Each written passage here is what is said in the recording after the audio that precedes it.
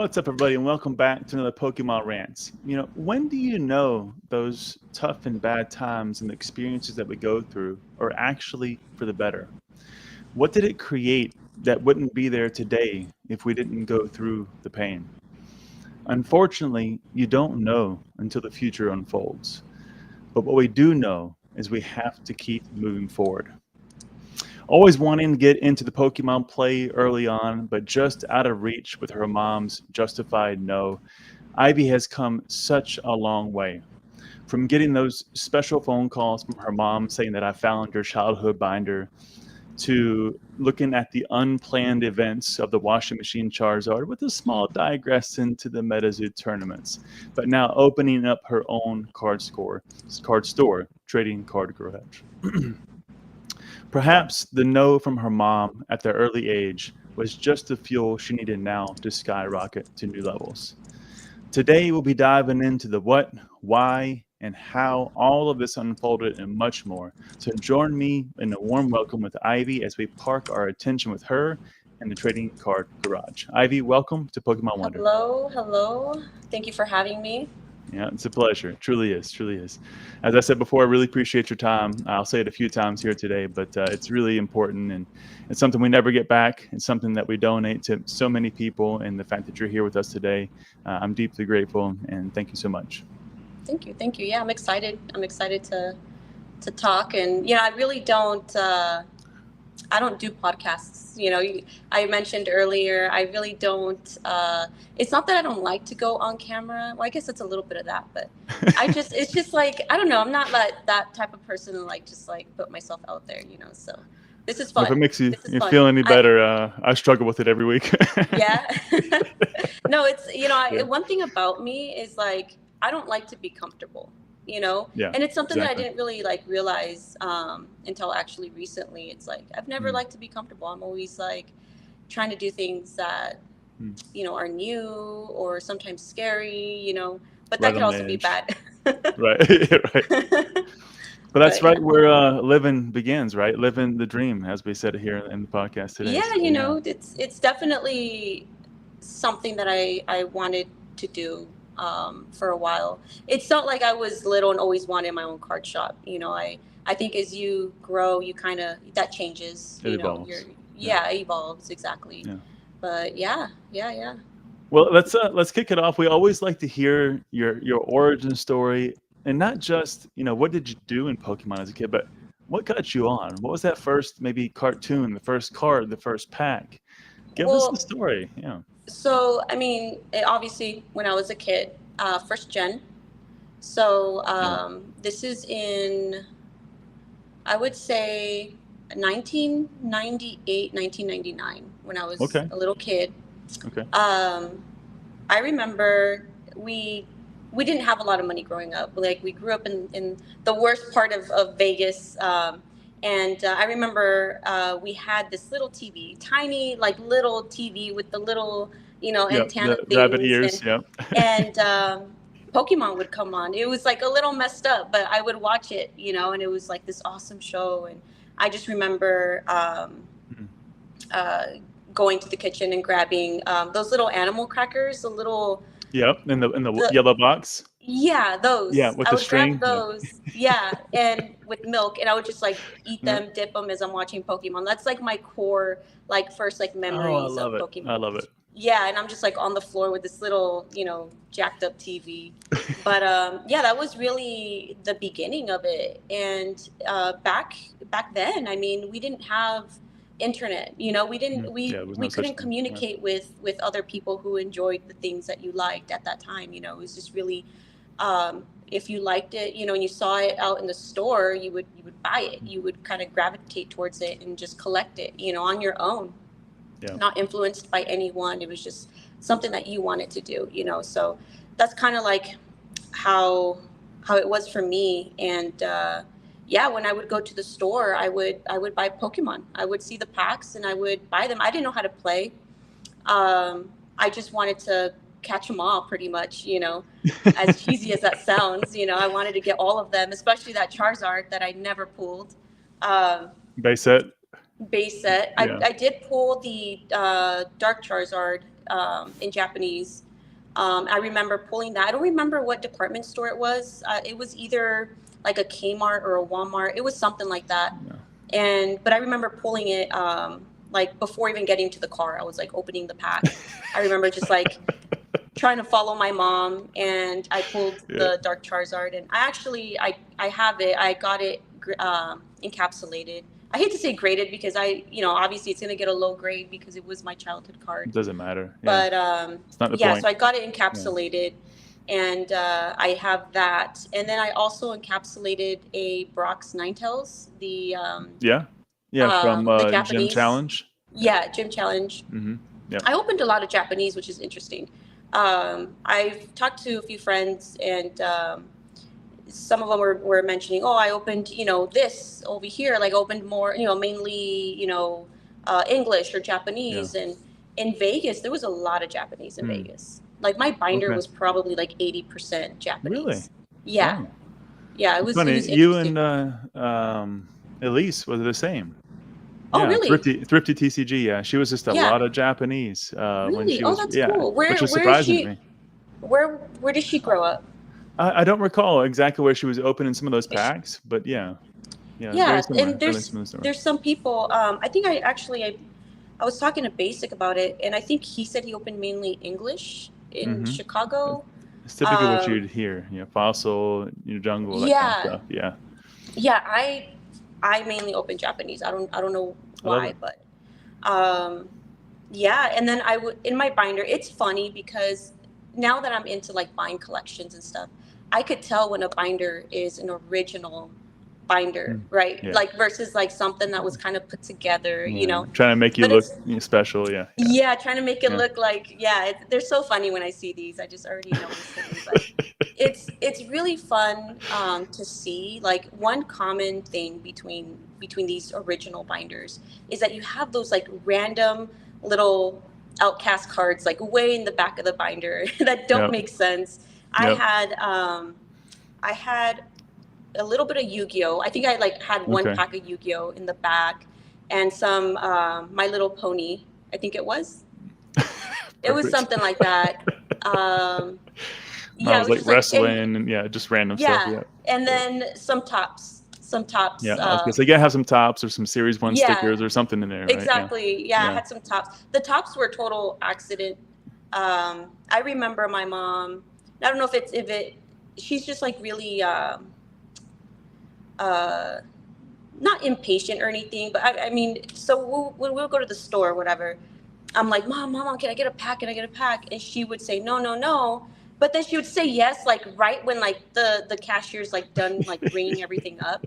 So I sprint for the cards, and I would grab just a pack, just whatever randomly. As a kid, I'm just like, I just want something. I don't care, right? Just grab it. So I go and I get it, and it's tops. So that's how I ended up with a lot of my tops, was those little moments where my mom's like, fine, just like giving in to me, just like begging. She felt bad last minute. Pretty much. But I mean, those are pretty much like my early on memories. Were you ever using your allowance money to buy them up, or you were always begging Mom for the packs? No, I mean, we didn't really get allowance. We just didn't have, I guess, I don't want to say like the luxury or anything, but we just my mom was in a position where we couldn't get allowance. So it was really hard for her. She was a single mother, so it was really hard for her. But what we did do, my older sister and I, my mom, when we would go to the casino, because my mom had a gambling issue. I can't deny. I know she did. She never admits it, but we know she did. So she would take us to the casino, and she'd give us money to play in the arcade so that she can, go have her fun. We'll have our fun, whatever. So what my sister and I would do is we would actually save the money. We would just sit there and just like hang out. Just hang out, and we would save our money. Find empty quarters. We would probably play like $1 or something, but we would save our money, and there was this one time where we saved enough money, we were like really serious about buying things that we wanted, enough to where we would like put ourselves through like hours of boredom, just to sacrifice yeah. for the true So want. we ended up saving enough money to buy a Nintendo 64 at that time. Wow. So yeah. Wow. Yeah. And I remember it was Okay. that clear green one. Like we were so excited about it, and we bought a couple games. But yeah, that's kind of how we were able to like buy things for ourselves, is we would just save up whatever we had, and just put our money together and get those things that we wanted. I love it. She wasn't into Pokemon, was she? Huh? She wasn't into Pokemon like you were. No, she's 6 years older than me, so she was a little past that, Yeah. But yeah, I never really like. I think just being a kid, like we never really. We don't understand what it is, right? To like save money and stuff, Like I don't know why we even did that, to be honest. Like I feel like I would have just like spent it on something, But I guess because we knew we weren't gonna be able to get this thing, It's like okay, yeah, let's sacrifice or nothing, right? Exactly. Yeah. But I love it. Beautiful story. Yeah, we did a lot of cool things. Even though like we grew up in I don't want to say like, I don't know. I don't see my childhood as being like terrible either, but we made the best out of, our situation. Yeah. So, yeah, I was in the same boat. And most of us don't know. Like, again, single mom on my side, she worked 2 or 3 jobs growing up. She was bringing home food from whatever restaurant she worked at. But for me, I was having a blast. Yeah, we had the TV with rabbit ears and I was turning 2 dials, but like I had fun all the time. Like I don't remember ever like having a bad time. We always had something to eat. Like we were good. Like we had no problems. Exactly. Yeah, I love it. So I think one of the other things that really helps give context is, as we continue the conversation, I want to hear, what's your educational background? So as you went through high school, I know you jumped into some diamond grading a little bit later on. Yeah. But was there anything in between that? Was there a degree that you pursued? No, so I grew up I never really stayed at one school growing up. Like there's some people who go to the same school, like elementary, and then they're friends, you go to middle school and then high school. I didn't experience that. Okay. My mom was moving a lot. So I went to school, I went to school in California, in Las Vegas, in Arizona, and it was just like a lot of moving. So that was pretty tough. Once I got into high school, it was actually like 8th grade. Yeah, it was like around 8th grade. My mother, she's just something else, this woman. I mean, she's Mexican, born in Mexico, so she's like, she has this heavy accent, just kind of goes through life like, I can do it, Right. But doesn't put any thought or anything into, into the choices or decisions she's going to make. She just like jumps right into it, very impulsive. So during that time, 8th grade, she decided to buy a little shopping center. And it's like, well, how are you going to even, buy this? This was like in 2000, well, I don't remember. It was like in the early 2000s. Okay. I believe. And she saw this little shopping center and she's like, oh, I want to get it. It was like in the ghetto, but there was like a little casino like in front of it. And she's like, oh, I can, open a little store or, and we're young. We don't know, right? We don't know anything about that stuff. We're just like, oh, okay, cool. Sounds great, Mom. Yeah. Not knowing the sacrifices that come with it, and that we found out later on, what that felt like. But at that time, she was excited about it and she wanted to buy this little shopping center. It was like half a shopping center. It had 4 spaces in it. Okay. One of them being like kind of medium and the other ones were really small, and then the one on the like in the middle was like a really big, like a hall almost. Okay.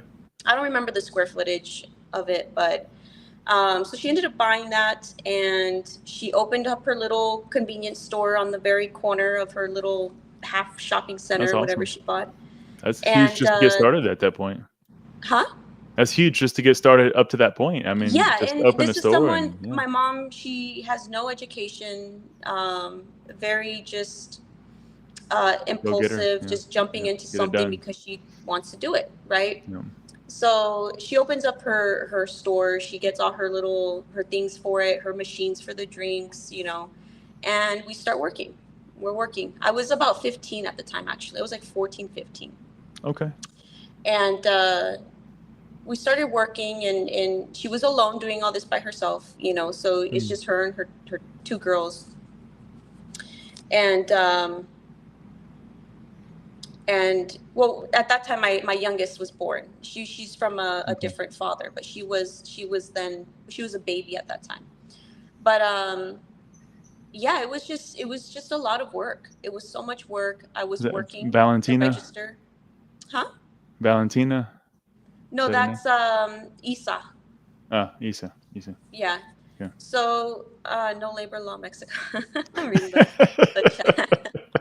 I know, right? Child labor to It's the free. fullest here. That's right. But yeah, Tax deduction. it was a lot of work. So I actually ended up dropping out freshman. Like right, I was maybe like 3 months into school, 2 months, and I was working so much and I was missing school so much, and I eventually just dropped out. Okay. And so that happened, and it was really shitty, and I did want to like get back in. I felt like kind of like a loser, for dropping out, even though knowing like the situation that we were in, and I wanted to help my mom. And so I decided just to go back to school. I told her, you know what, I'm gonna go back. She's like, yeah, like go back. She was encouraging me to. So I went back to school, and I ended up graduating in just 3 years because I wanted to graduate with my class.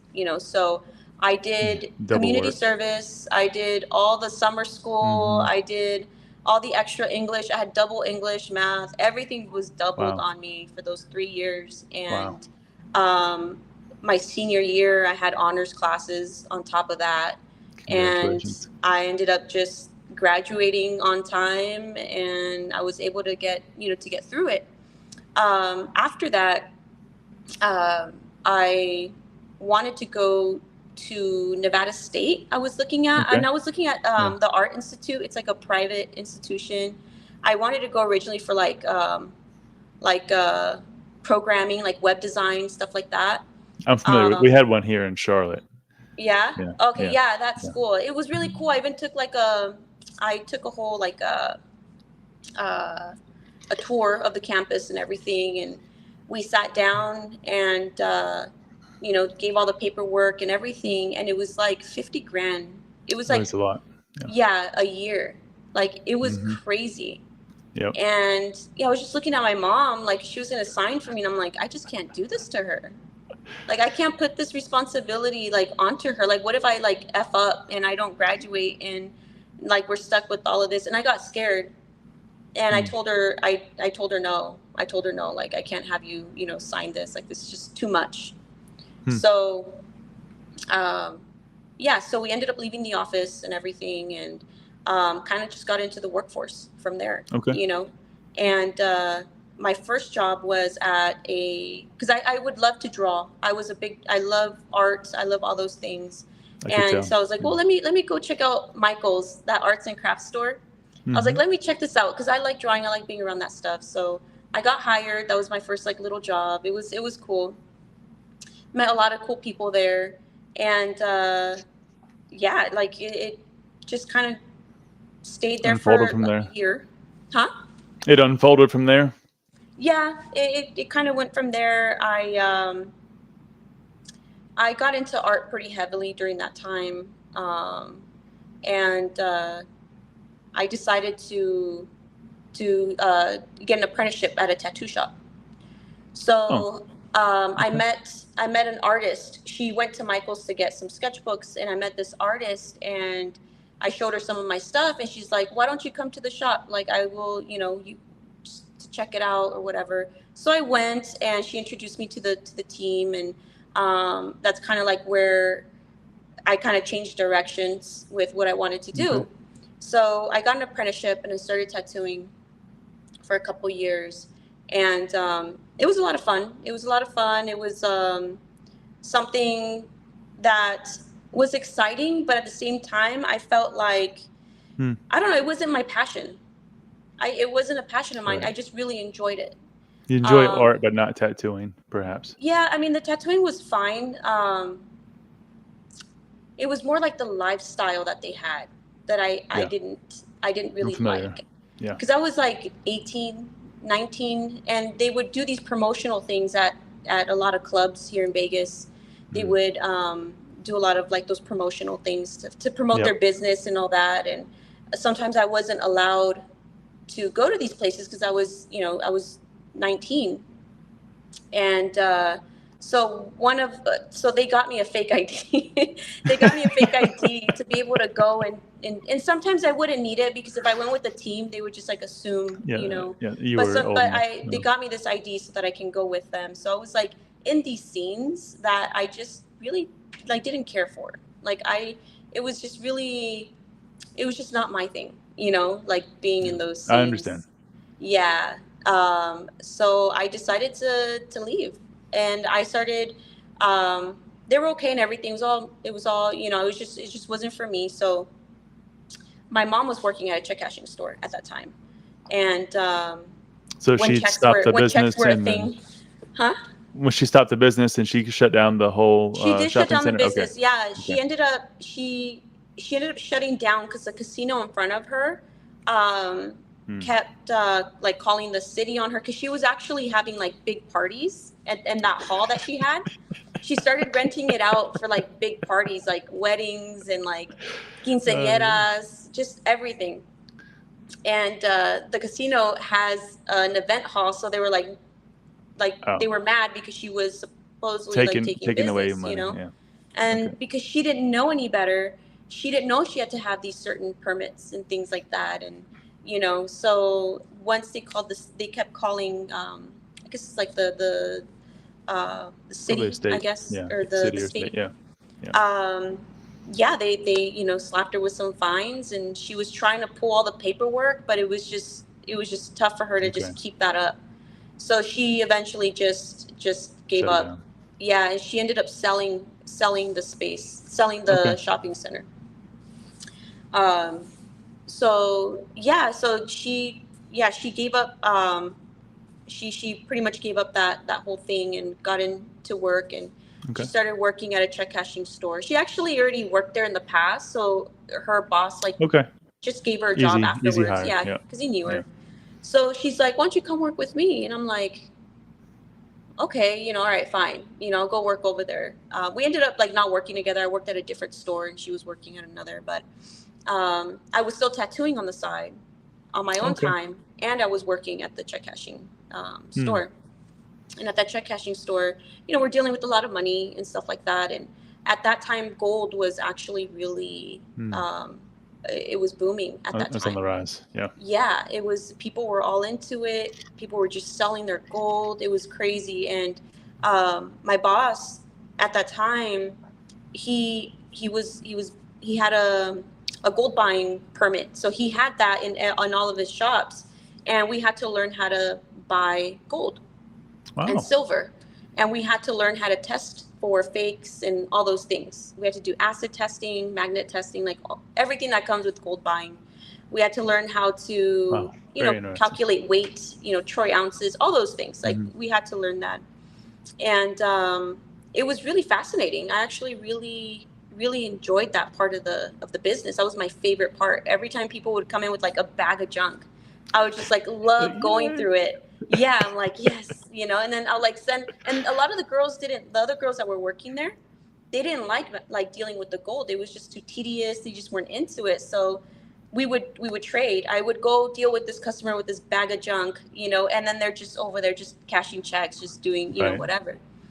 But so yeah, I was like really into it. I really enjoyed it a lot. To the point where I looked into like the whole jewelry industry, I was gonna say this is the segue to diamonds. this is Yeah. the segue to Yeah. it. Yeah. Yeah. And yeah, I got into it, and I decided to go to school to become a gemologist. So I went to school, got certified GIA, became a gemologist, all that, and started buying diamonds for my boss. He he paid. He saw that I was like really good at it and really like did something that I actually was passionate about. Right. So he's like, okay, let's. He wrote up an agreement with me for commissions and things like that, and Hmm. he also included like training. Like he would pay for more training so that I can, have more experience and be able to do bigger transactions and stuff like that. And so he actually hired a rabbi from Israel. And this rabbi, he like has his office in the back of this jewelry store that's actually not far from where I'm at here. I don't know if it's still there actually, but and he's a diamond mine consultant. So he helps people who are interested Wow. in getting into the mining industry, pretty much like turnkey.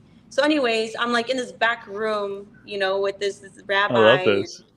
and I had to kind of learn a little, like I'm not supposed to shake their hands, right? Like it's like Hmm. all these like things I had to learn, like just to be respectful and everything. But it was intense. This was And you're like hardcore 20 years training. old, probably 20, 21 I was at this 21. point. Yeah. Yeah, Yeah. I was 20, just turned 21. And he's like showing me, he's like, look at this, what color is this, what is this, what is, and I'm just like, and then yeah, it was just so hardcore. I remember going home and just passing out on the couch, and I had a dream that I was like About sorting picking. diamonds, and I just like woke up like just like, oh my god, it was intense. Got the wrong um color. Oh no. yeah, Yeah. and it was scary because it's like this is on you, and I think it's like a cultural thing. Like I never was exposed to things in life. I never really traveled too much. I've been to Mexico and stuff, but like I've Right. never really, I just Outside wasn't of that. exposed to the world. So a lot of these things were very like cultural shock, to me. So it was like Yeah. just experiencing those things were crazy. But yeah, so that's how I got into it.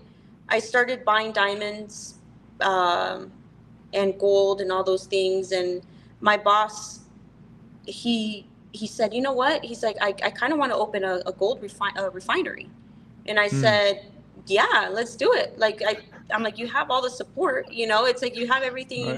need to do to open one. You have all the connections. And so he called uh, this gold expert, diamond Okay. expert from South Africa. And this man comes over to Jeez. help my boss here open a refinery because he's never opened a refinery before. He doesn't know what goes into it. There's a lot of equipment, there's a lot of things to learn.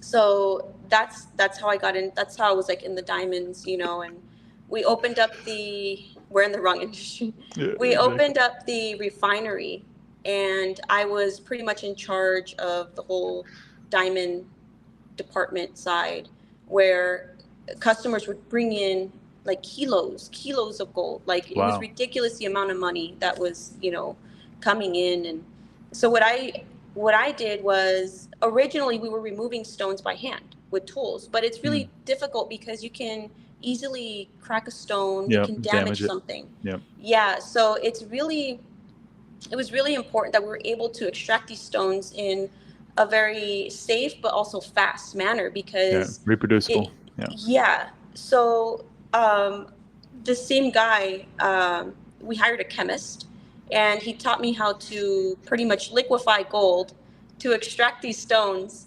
And then once, Wow. yeah, so we did a chemical extraction with the stones. So I had to chemically, which was okay.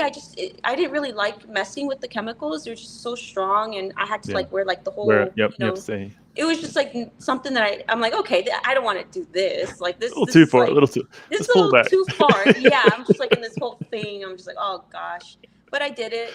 I did it, and yeah, it was just weird. But yeah, we extracted the diamonds chemically, and but it was way faster.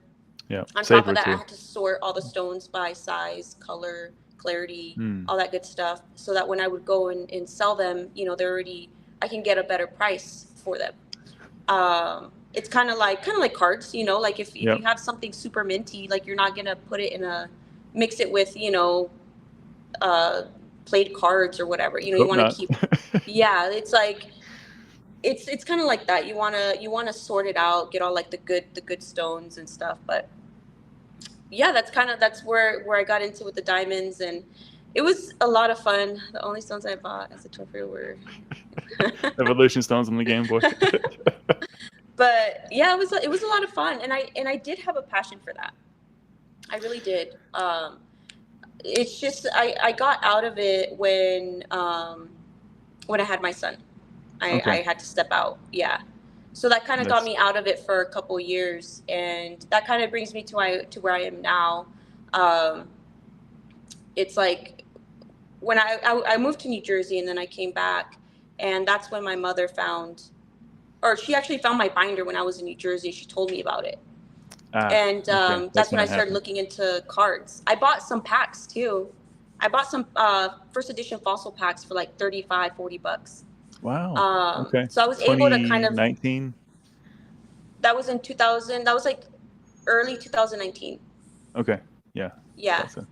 So then moved back to Vegas in 2019, like later 2019, and got my binder. And then I started like going online and like, oh, okay, this goes for that. Checking it This out, goes for yeah. this. I'm like, okay. So then I started buying cards for my binder.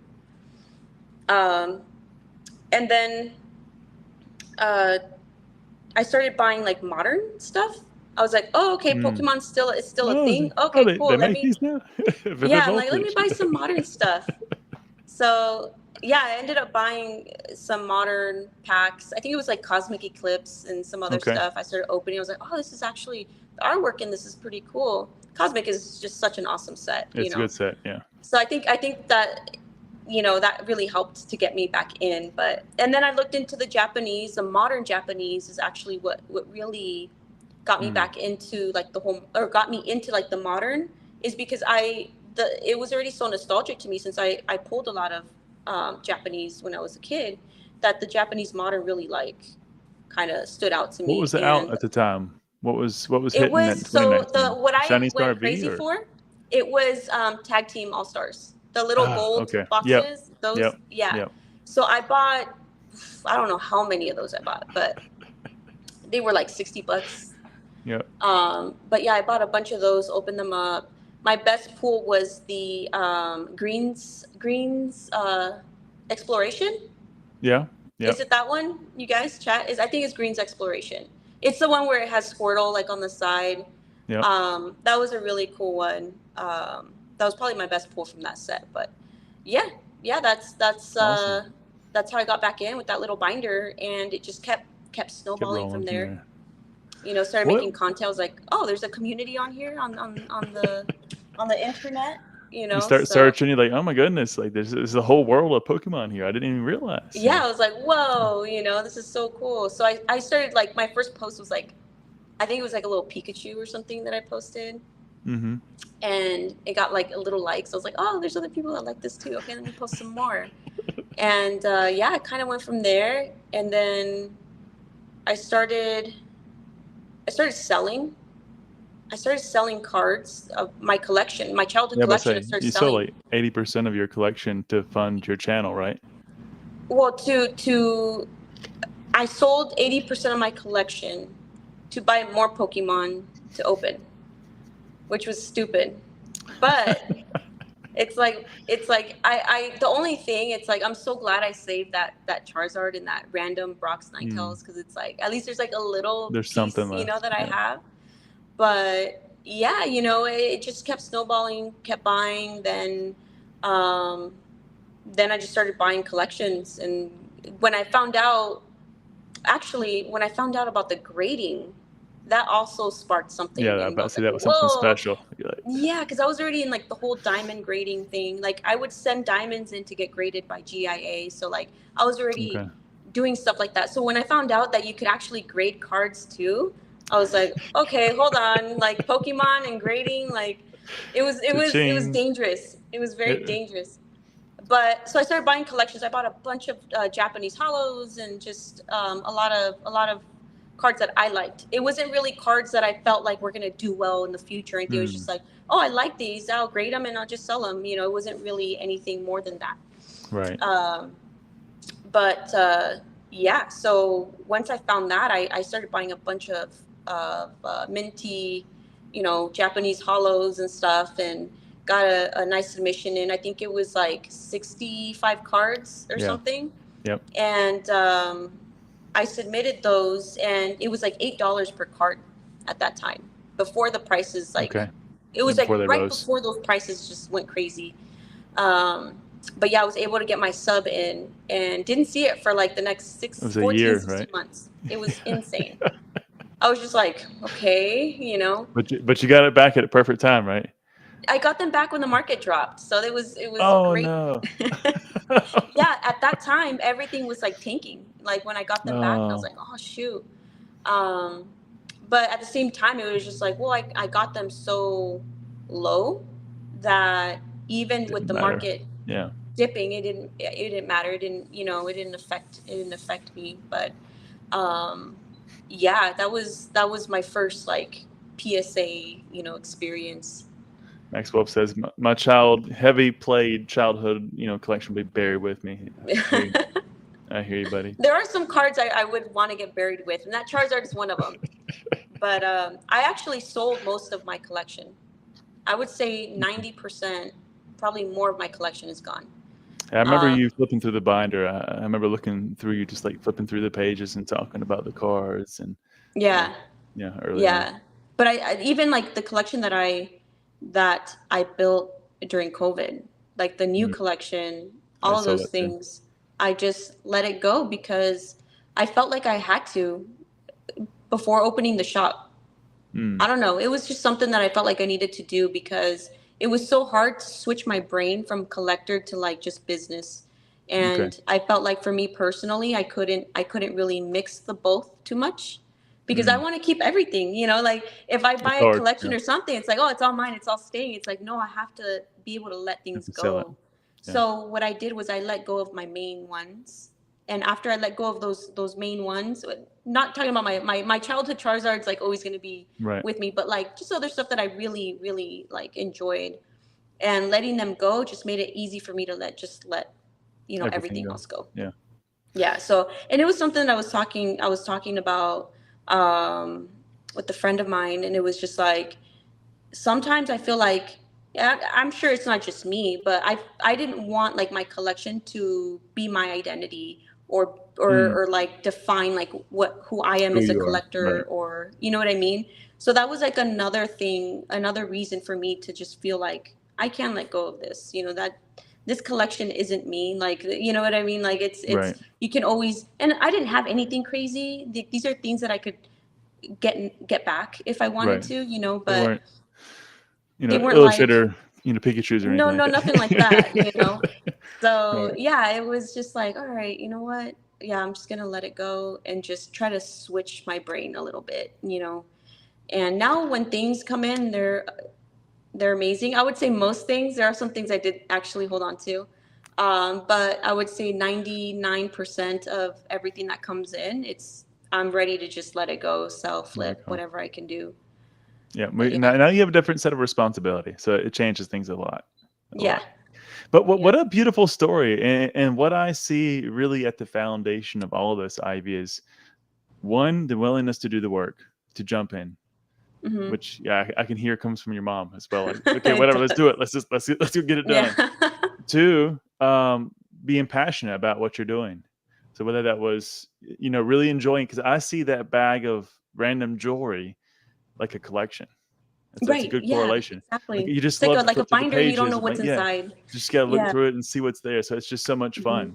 But being passionate about that process, and that opening up doors for you, and the next door, and the next door, and the next door. So beautiful story that kind of connects us to where we are.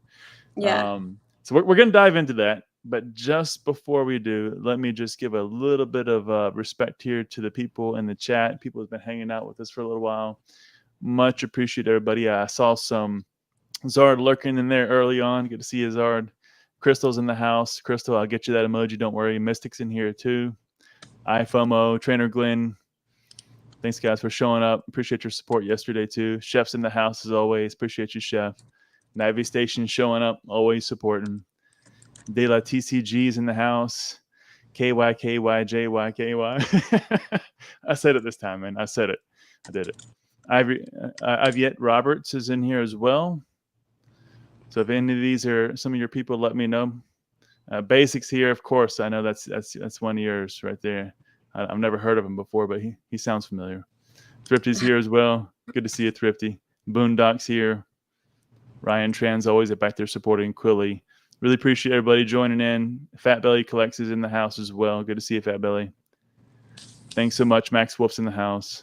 Appreciate you guys coming to hang out with us. I think we got a really good conversation in store. So let's jump back in. So let's take it back to the collection. But just before we do, Ivy, I want to pull on the thread that you were just speaking to, and that is making the switch. It's something I always talk about on this channel, at least every couple of podcasts. And it's such a hard thing to do. I understand it from a business perspective. But what did it really take for you emotionally? Even maybe those first couple of sales, those first couple of letting go of things. Like, what did it do to you? Because I know what it did to me. It desensitized me, I guess. You know, okay. like it is tough to let go. I remember letting go of a few things and just feeling kind of like,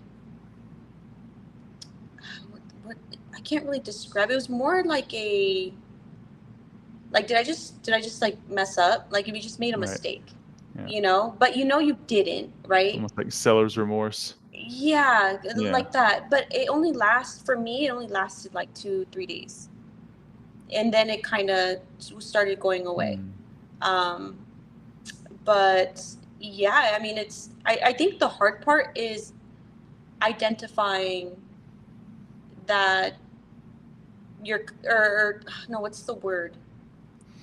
It's just like being aware, right? It's like, what are your goals? What do you want to do? Where do you want to go? You know, and identifying those, and then kind of just making the decision to do things, you know. And it's like, that's kind of like with me. It's like, I know I want to start the shop. I know I can't. It's not like I'm starting the shop with a bunch of money. Like I have to be very careful with where I put the money, you know, and things like that. And it's like, well, I know that I can't collect anymore. Like at least to how I was collecting, because I do have some pieces that I am holding on to, and that I they're not crazy or anything, but you know, I do have those pieces that are tough, and I still struggle with it. I still like, I you know, especially with freaking Lorcana, like coming out, like that just opened like a whole new thing for me, and it's just so bad. And I'm just trying to, you know, kind of just like stay focused in what I need to do. But I don't think that it never goes away though. Like like that collector side of you, like you can get rid of stuff that you know you didn't want to get rid of. You can get rid of it, and it takes time to get over that feeling. But I think that collector side is always there and doesn't go away. So it's kind of just like suppressing that side a little bit, to be able to do the business transactions. Yeah. So what if you took your identity out of the collection and what that was comprised of at the time, what did you stake it to in terms of Pokemon, in terms of collecting? What did like, you end up staking? Like what I felt like was like giving me my identity, or like? Well, because you said earlier that I didn't want my collection to be my identity in the hobby of what I collected, to be who I was. Oh, yes. So then what did you move it to? Where's the stake now pillared in? Is it the store? It's the store. It's definitely the store. Okay. Yeah, I mean, I really try to focus on, and this is something that I'm still learning, right? Like just owning a business, there's constant learning and pivoting and things like that. And I'm really focused on just giving people a good experience. Like what really bothers me is like when someone comes in and they don't find what they're looking for, you know? So I feel like now it's like I'm very like, it's something that bugs me. So I want to make sure, like, for example, with Fulfilling Pokemon, it's customer like needs. if Yeah. someone comes in for singles, I want to make sure that they find like at least one single that they need to buy because they love it or whatever, you know. Or with Lorcana, when you have that player come in, it's like, oh, I need this card for my deck to go play in a tournament or whatever, and it's like, oh yeah, here I have it. You know, it's Right. like those are the things that I try my best to do, and I'm like really focused on. But Okay. also, I feel like it's also like there's other parts of the business where I need to like kind of put in my focus, and it's just like, but I would say that I don't know why. I'm just like, I just want to make sure that when people come in here, they find what they need. You know, it's just, it sucks like watching people leave, like Well, just not finding what they wanted. you've been in the customer service industry for a long time, and I would probably venture to say that everything you've been in, whether it was cashing checks, which is a little bit straightforward, but then the gold, then it was your mom's store, whatever it may be, in whatever timeline, Yeah, you were always fulfilling the customer need. They that's didn't true. I walk out didn't. empty-handed, right? So Hmm. you don't want them to come into the store now that you created with your name on it and your Right. blood and sweat and tears and walk away and say, "Well, I didn't have it. Never mind, I'm leaving." Yeah. It's against what you've been doing for X number of years. Hmm. Yeah. Okay, I Yeah, I see see it. that. I see it. Yeah. I love it. So I'll get to your question here in just a few minutes, Chef. So I have a section for that. So I'll be happy to tag yours in and make sure we touch on that. So just hang tight, buddy. Hang tight. Before we head off the collecting side, because it sounds like it's definitely changed over the years. What do you collect now that you have your own store? What is it that you're actually looking for?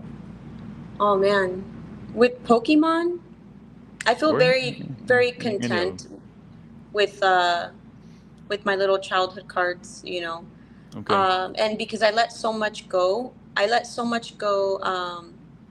of the Pokemon collection that I had, and I feel like I can't tap into it because it's like I just don't want to. You know, they say like you can't like what do they say? Can't eat one potato chip.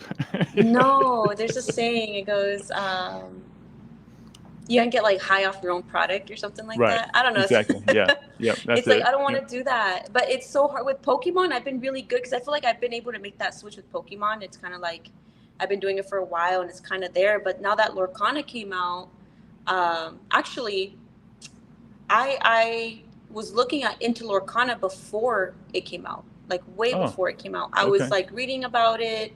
I was really intrigued by it, and when they announced that they were going to release these promos at D23, I was like, oh, okay. Well, I can't be there physically, but maybe people will put stuff on eBay, you know, when they're there. So Grab something. sure enough, I went on eBay and bought the D23 Mickey, which I am so like grateful that I did. But at the same time, it sucks because I was going to pull the trigger on the 6 promo collector's box. Yep. They were going for like $400 or $500. It's just so stupid. And I was like, no, Mickey's the one, you know. These things are going for thousands and thousands of dollars. I'm just like, Now you know. Now you know. Yeah, but I'm really happy, grateful for my Mickey. It was my first Lorcana card ever. Actually, I have them right here. Oh, So that's sweet. it. Oh, I love it. Beautiful. So that's him. Got him in a 10. Oh, So nice. that's one that I don't see myself ever letting go. It's kind of like that, you know. It's in the permanent collection now. Yeah, at least for right now. I mean, everything is you know, everything has a price, obviously, but right now it's not. I love it. But, Okay. Yeah. Anything you're looking at though? Anything you got your eyes on and say, hey, if this comes in to my station, I'm gonna grab it. This is gonna slide over just a little bit to my personal collection. Yeah. So I would say with it would have to be Lorcana right now for me. That's really good. It's really hot. Yeah. So one that I would trade I would probably trade this guy too, actually, would be for the D23 Maleficent, the dragon. Okay. Yep. That's like my favorite. It's so nostalgic to me because Sleeping Beauty was something that I would watch when I was a kid, and I loved that movie. And that dragon scene was just so like, oh my gosh, you know. So that D23 Maleficent would be something that I would I would try to go for. I actually like looked up prices on it and I was just like, oh my God, this is so stupid.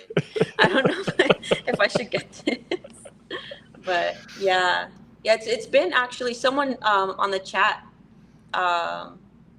They said, see if I can find it. Oh man, I forgot what they said like exactly, but it was something about like Pokemon versus like Lorcana, like how it does at the shop. And for me, it was Chef. Oh, How's okay. Lorcana sell for you versus Pokemon? Oh, okay, so Lorcana for me, I sell out all the time. When I get booster boxes of Pokemon, I always have some left over after release. Kind of lingers on.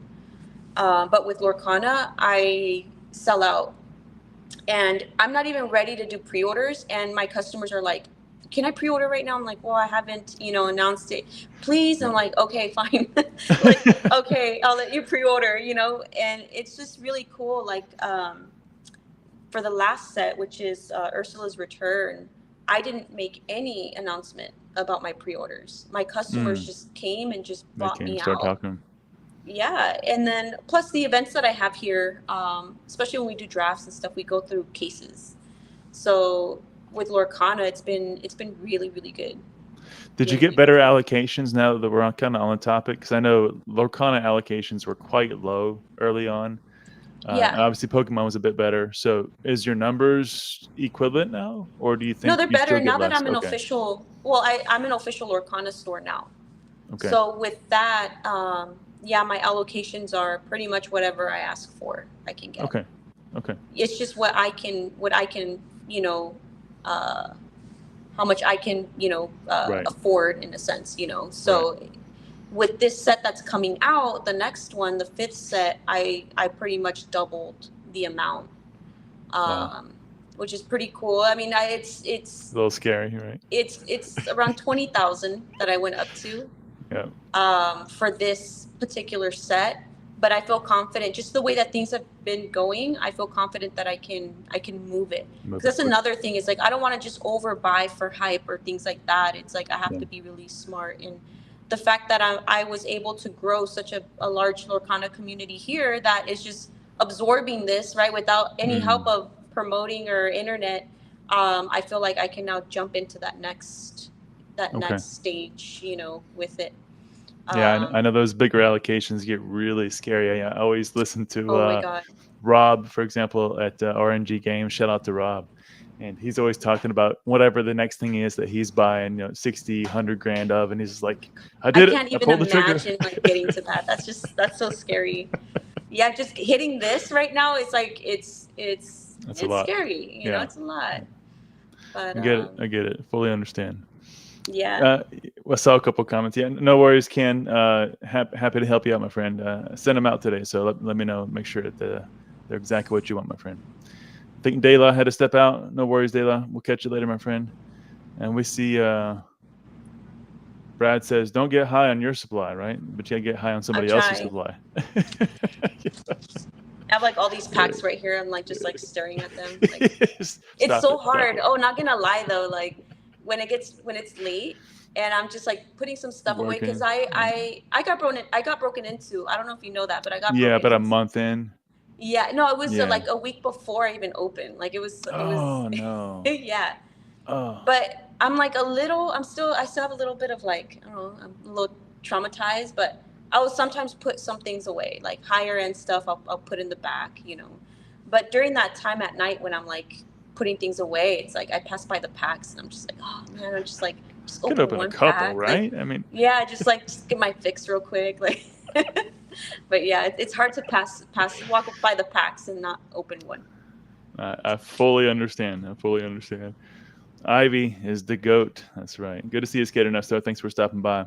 I missed you earlier, Drew. Good to see you, Drew. Thanks for stopping in the house, man. Drew, #1 mod in the game. Hope you and the newborn's doing well, buddy. Best to you and the family.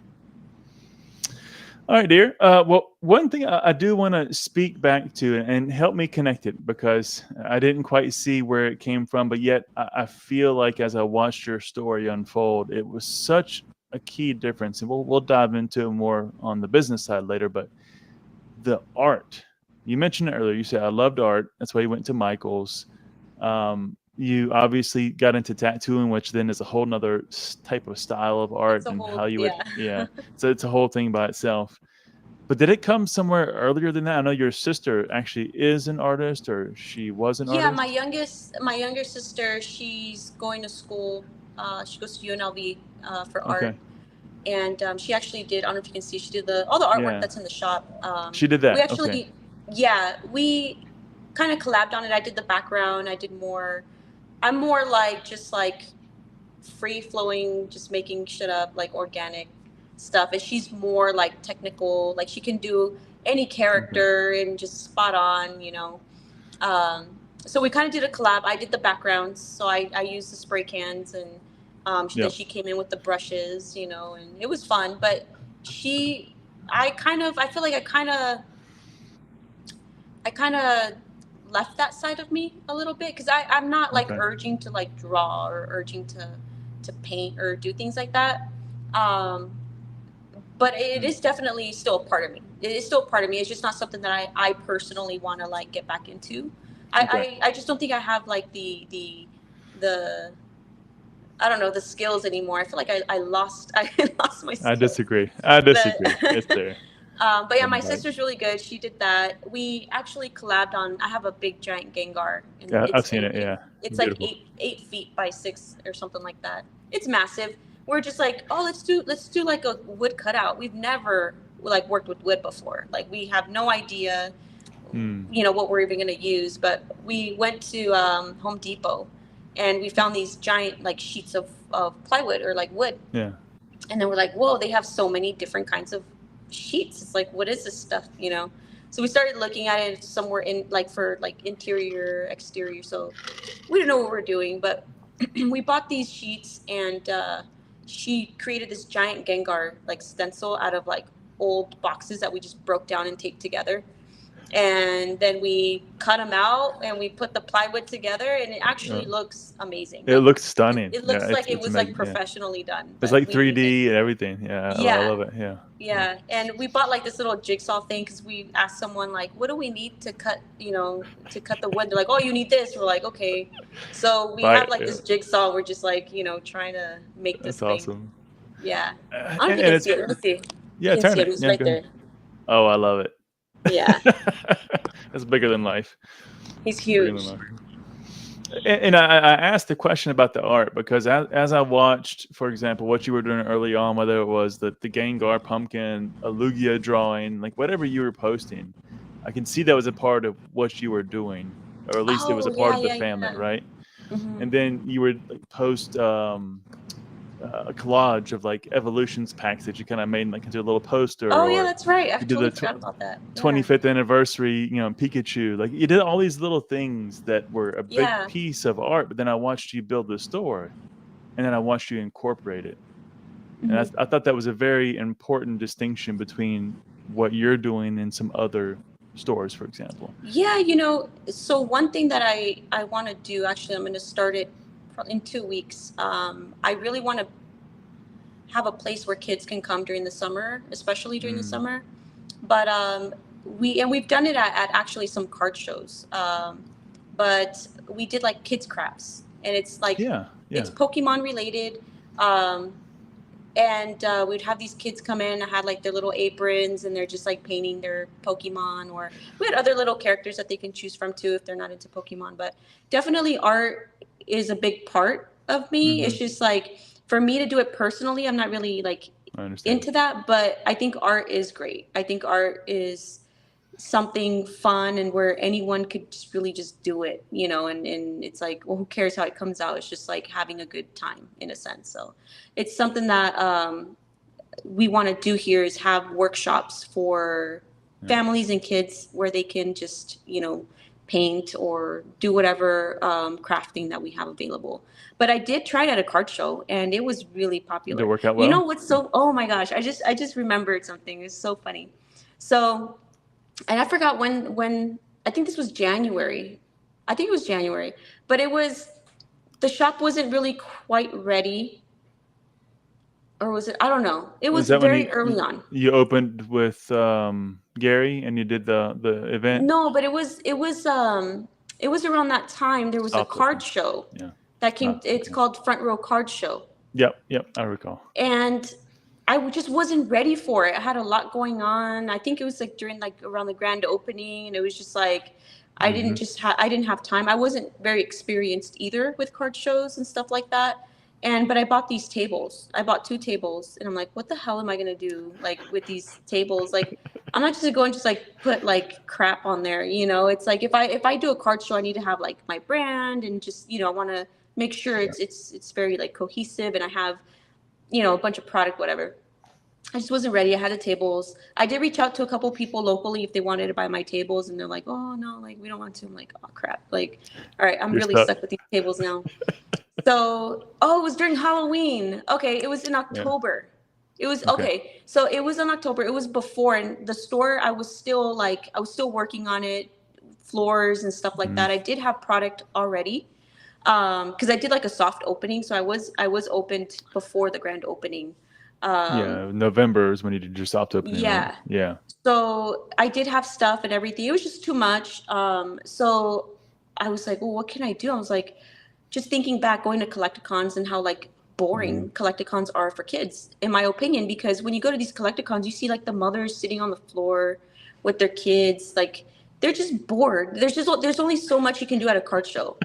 And it's like, look at cards, buy cards, move on. It's like, yeah. So like, I remember just seeing kids like on like, I took a booster box one time and was just like handing them out to kids. And I remember going to like this spot where all the moms were just kind of gathering with their children, just like taking a break, and it's just like, anyways, I was like, man, there should be something that's more catered towards families or kids, So I was like, you know what? I'm going to create like a whole coloring station where people can sit down, color, and I put a bunch of candy out, like free candy. I made these like really cool coloring pages with different Pokemon, cool. old gen, newer generation, just have a mix. And I bought a bunch of crayons. I went to the store and got the crayons for like 50 cents for a box, so I bought like a bunch of boxes. And then I bought these huge Halloween like candy bowls. Yeah. And I just put a bunch of candy on the table and all these coloring pages, and I put all the chairs on the other side, and I put up a sign that said free coloring station, complimentary, or like trading card garage. I forgot how I worded it, but that we were pretty much providing this for them. And it was so funny because our table had a line. Wow. I wasn't even there. Like, I talked to my neighbor and I was like, look, like I can't be here because I'm doing XYZ. Like, if you don't mind, just like, just keep an eye on it. Yeah, keep an eye. And I gave him my number. He's like, oh yeah, for sure. So yeah, I came back to check on it, and he's like, your table had a line. Like, your table had such a, like, people were waiting to be able to sit down and color and just chill, and that there was kids there. And yeah, when I got there, it was like a whole, like, people were, you could tell that there were some like moms that would like clean up and stuff. You could just tell. Yeah. But yeah, you could, the table had a lot of action. That's for sure. It was really cool. That kind of sparked the idea for my very, I guess, technically my first real show, as a shop, to do an art like craft for kids during the show. Competition, yeah. So that was fun. So we had a little craft thing. The kids would sit down and paint. The parents would be able to just relax, kind of having a little bit of downtime. And yeah, we had a line for that too. People were trying to pay in advance for a spot to do a little Pokemon craft, so it was really interesting. But those are things that I definitely want to I want to incorporate in my shop, to make it more like family, more of, I want people to have experiences, and I think that's really important, especially with people nowadays. It's like people are kind of expecting experiences now too, Right. So that's something that I'm actually working on right now, like, is how can I keep my customer in my shop longer and for them to leave with a good experience? Those are the two things right now that I'm trying to kind of figure out. Big questions. Yeah. Big questions. But what a beautiful way to complement like a show, a Collecticon, whatever it may be, because there's nothing like that. It's nothing like it. So the kids can hang out, moms, whatever it may be. the dads or the brothers or whatever can go out and buy some cards, come back, Yeah. check in, get some refreshments. Yeah, it's perfect. Yeah. Yep. You know, Yep. And we'll be there with the kids just having a great time. And, you know, yeah, I think it was great. I think there should be more things like that for kids and families. fully agree. Fully agree. Collecticon's cool and everything, but it's just like, honestly, it's like the same shit over and over again. You know, they just try to make it about hype and about just like, I don't know what the stage thing is all about, you know, but I think that they can do better and everything. Yeah, they can do better. They can have more workshops for kids and, you know, just things like that.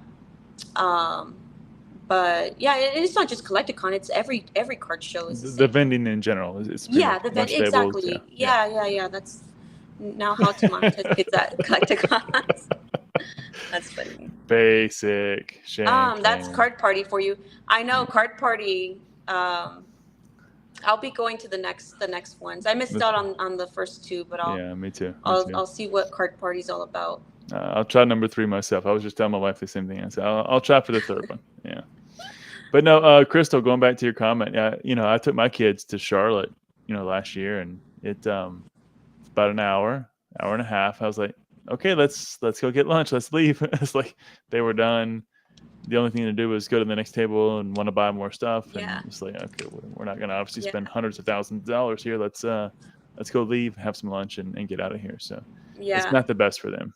Yeah, it's tough. It's tough for the little ones to kind of stay through the whole show, you know. And it's a lot of stimulation. I mean, just the number of people and the music, and it's just a lot for, you know, little kids to take. Yeah, it is. So, yeah. I think the painting was very calming for sure. Great idea. Yeah, it was fun. It was cool too because like I didn't know where to get these they're like little like plaster characters. Okay. And I didn't know where to buy them, so I decided to just like make some. So and they actually look like I bought them. Like they look really good. But I bought these. You can sell those. I bought the molds from Amazon. It was like this Pikachu face. So it's a Pikachu face. I think it's like a muffin, like bread or a muffin or something like that. Probably not. It was silicone. Maybe it's like a soap making mold or it was some type of mold. I don't know exactly what it was, but I bought those and then bought the plaster online. You just like mix it with water and you pour it in, and it just hardens. And I pulled them out and they looked great. Like they looked like they were like made by a company or something. It was so easy. They were like 30 cents a piece, you know. So yeah, it was really cool. It was just really cool. Very cool. Well, I love to see where you take that. I think you'll probably start a trend because this is a much needed area in those events. So yeah, stay tuned. Stay tuned. Yeah, for sure. I actually I bought claw machines. Did you really? I really wanted claw machines for a very long time because I'm trying to build like that whole experience thing here at the shop. And I was like, you know what? I really love like that whole like Tokyo arcade vibe. I think it's really cool. So I kind of want to bring a little bit of that into the shop where people can. I originally wanted 6 claw machines, but I was a little too. That just it wasn't a smart move. So I was like, okay, I'll start with 3. I'll start with 3 and then just add, you know. But it would be for me. I would love to have like a whole arcade, like area in the shop. That'd be where cool. People and just all like claw machines. Very like Japanese, you know, type of arcade. So yeah, I'm hoping that adds a little bit to the experience because I do want to also allow people to trade, like kind of like at a carnival or like, you know, arcade where you can trade a certain amount of plushies for something. You trade up, you know, in a sense. So, and then also like throw packs in there, throw just like really cool stuff in the claw machine. You know, just make sure it's not the claw machine that grabs it and then drops it immediately. I know, right? No, definitely not. Yeah, no. These are actually really cool because like, there's a lot of claw machine pop-ups here in Vegas. I don't know if any other places, but in Vegas, especially in Chinatown, you have these spaces. You walk in and it's like 50 claw machines, all lined up. I didn't know. And there's tons of people in there. You can barely like walk. It's to the point where they need to like be careful with that because everyone's just like jam packed in there. And these claw machines, they adjust, because I think you can adjust them to where people are actually winning. And I think that's why they're doing such a good job. Is even when I took my son was having a hard time like getting one, and this lady opens the claw machine and grabs one of the I think it was like I forgot what it was, but one of the little stuffed animals, and puts it like at the edge. And she's like, okay, now try, you know? And so my son does it, grabs it, makes, so like, she just gave him such an amazing experience, you know, that makes a parent and the child want to come back. That's what it's all about. Yeah. So it's like, you know what? Like, that's really cool. Like, I'm going to make sure these claw machines are not like, you know. I'm buying 6. I know. No, they're going to be fun. You know, it's part of that whole giving, you know, customers a good experience and stuff, and trying to keep them in here as long as possible, because the longer they're in here, the more they buy, you know. It's just what it is, you know. So. Nature of things. Yeah. Yep, that, working some food, some other stuff. Yeah. Good to see you, Dan. Thanks for stopping by, man. Appreciate it. No worries. Catch you on the next one. Don't be that claw machine. Yeah, exactly. Don't be the one that just picks it up and drops it immediately. I won't be that one. Don't be that one. Don't be that one. I saw a video of these guys that go and like, I don't know. They try to, like, I guess, find a way to win all the time on claw machines. And I don't know why this popped up on my feed. I'm assuming it's because I was researching claw machines and, like, you know, to buy. And there's this guy that was on there that called it like the hurricane, where like as the claw is moving, he like turns the knob where the claw is just like going all crazy, like right before it, and then he lets it like drop, and it like hits all the plushies like that are. Because sometimes some machines you can like have plushies like against the multiple inside layers, wall, and the claw machine just like swirls and it hits them, and they all fall into the little prize bin. I was like, oh my god, that was random, but it's something that I saw that just like popped on my feed. But no, I won't be that claw machine. I'm gonna keep my eyes out for the overfilled claw machine, so I can just do the random hurricane. Yeah. I love it.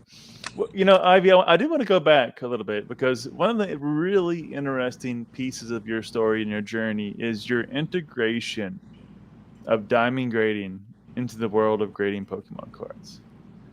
So I know that you've, you know, brought in your tools, you brought in your skill sets, you've, you know, reapplied them in the space. Even had some really cool posts about, you know, changing pictures and contrast and lighting so you can see, you know, damage on the card. Yeah, with online buying, you know, I was like, it's hard. How can I buy better, you know, online? Talk to us a little bit about maybe some tips, some tricks, like what, obviously you got the jeweler's loop, but what other things are you doing that maybe is different that the average guy or girl that's trying to grade doesn't do because they don't have the experience from diamond grading? What can you bring over and share with the audience? Well, I think with diamond grading, I feel like with diamonds, you can get away with more things than you can with a card. Because it's not as 3D in the depth. Exactly. So if you have like an inclusion in a certain area in a diamond, let's say like it's like right in the middle between a facet, it could hide. You know, it could hide. You have to turn it a certain way to see it. And with cards, it's like if there's a white, you know, spot in the back, it's there. It can't hide. Yes, you know. No. So I think that, you know, when it comes to cards, there's more that goes into grading a diamond. But I feel like with cards, it's kind of like, well, you can't hide anything. It's there, you know. It's very simple, and I think that's what makes it like a little more interesting. It's like how, like with the whole grading, how, and I know it's like with grading stuff, it's very subjective. You know, it's like it could be a 7 or it could be an 8, it could be whatever, and you send it in, it's a 10. You know, right? But but it's like, yeah, it's fun. And what I do is when I look at a card, and this is the same thing with diamonds. If you look at a stone and you can you can see an inclusion within 3 seconds, it's considered an eye, like an I1, I2, eye visible in a sense. So I kind of apply that to cards. If once I look at the card fresh and I'm staring at it, if I can see something almost instantly, it's not a 10. Right. So that's kind of like where I start, you know. The So I centering look pops at that. off at you like that. You're like, okay, centering's already Exactly. off. If Yeah. centering pops out, not a 10. If I turn it around, I immediately see that little white speck on the corner or whatever. It's like it's not a 10.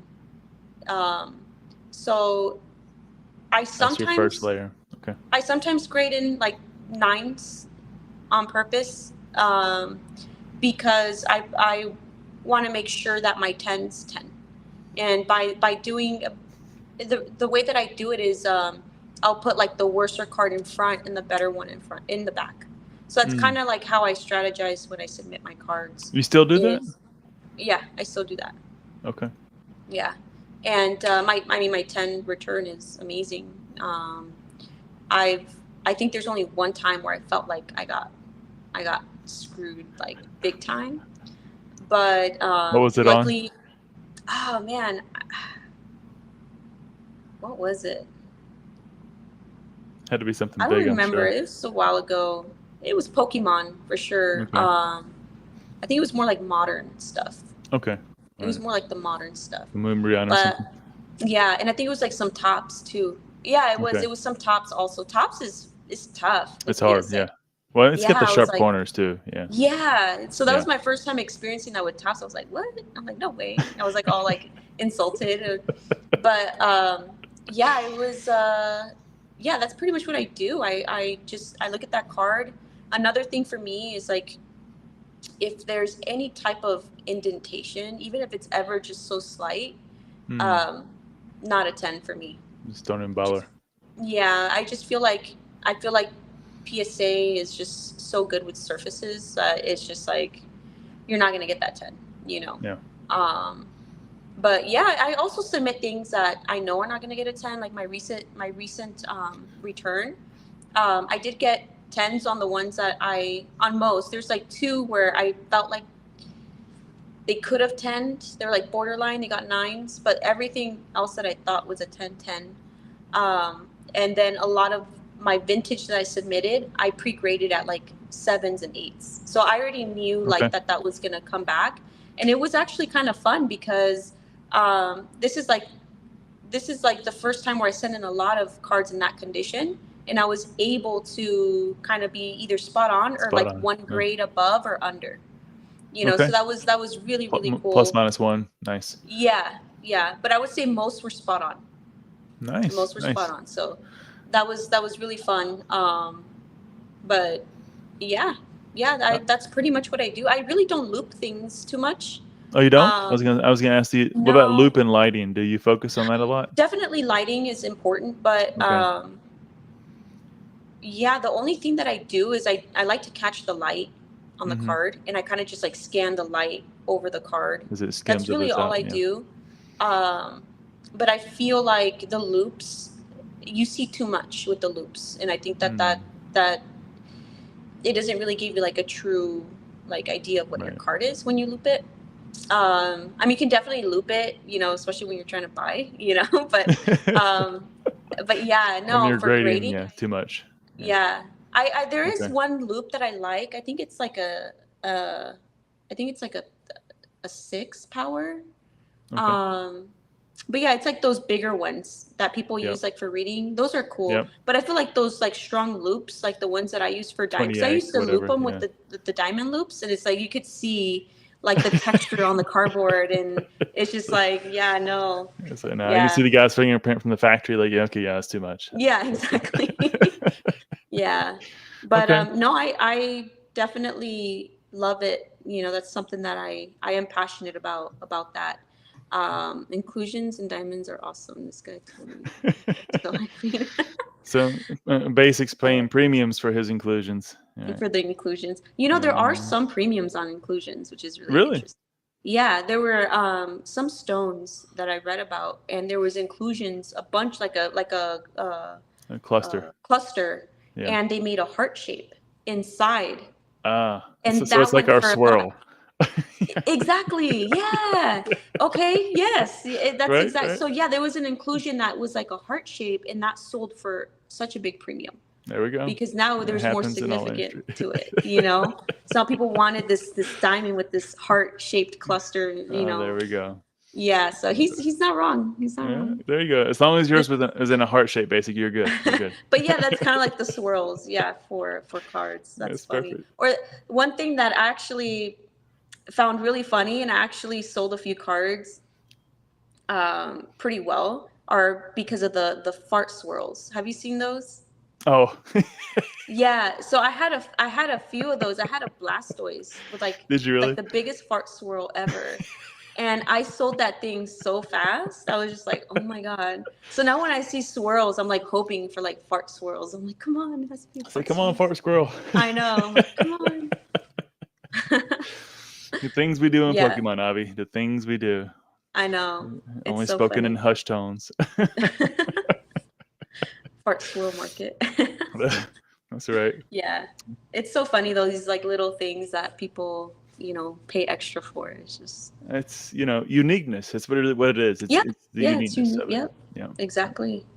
which is That's why so Black funny. Labels and all those things do so well. Yeah.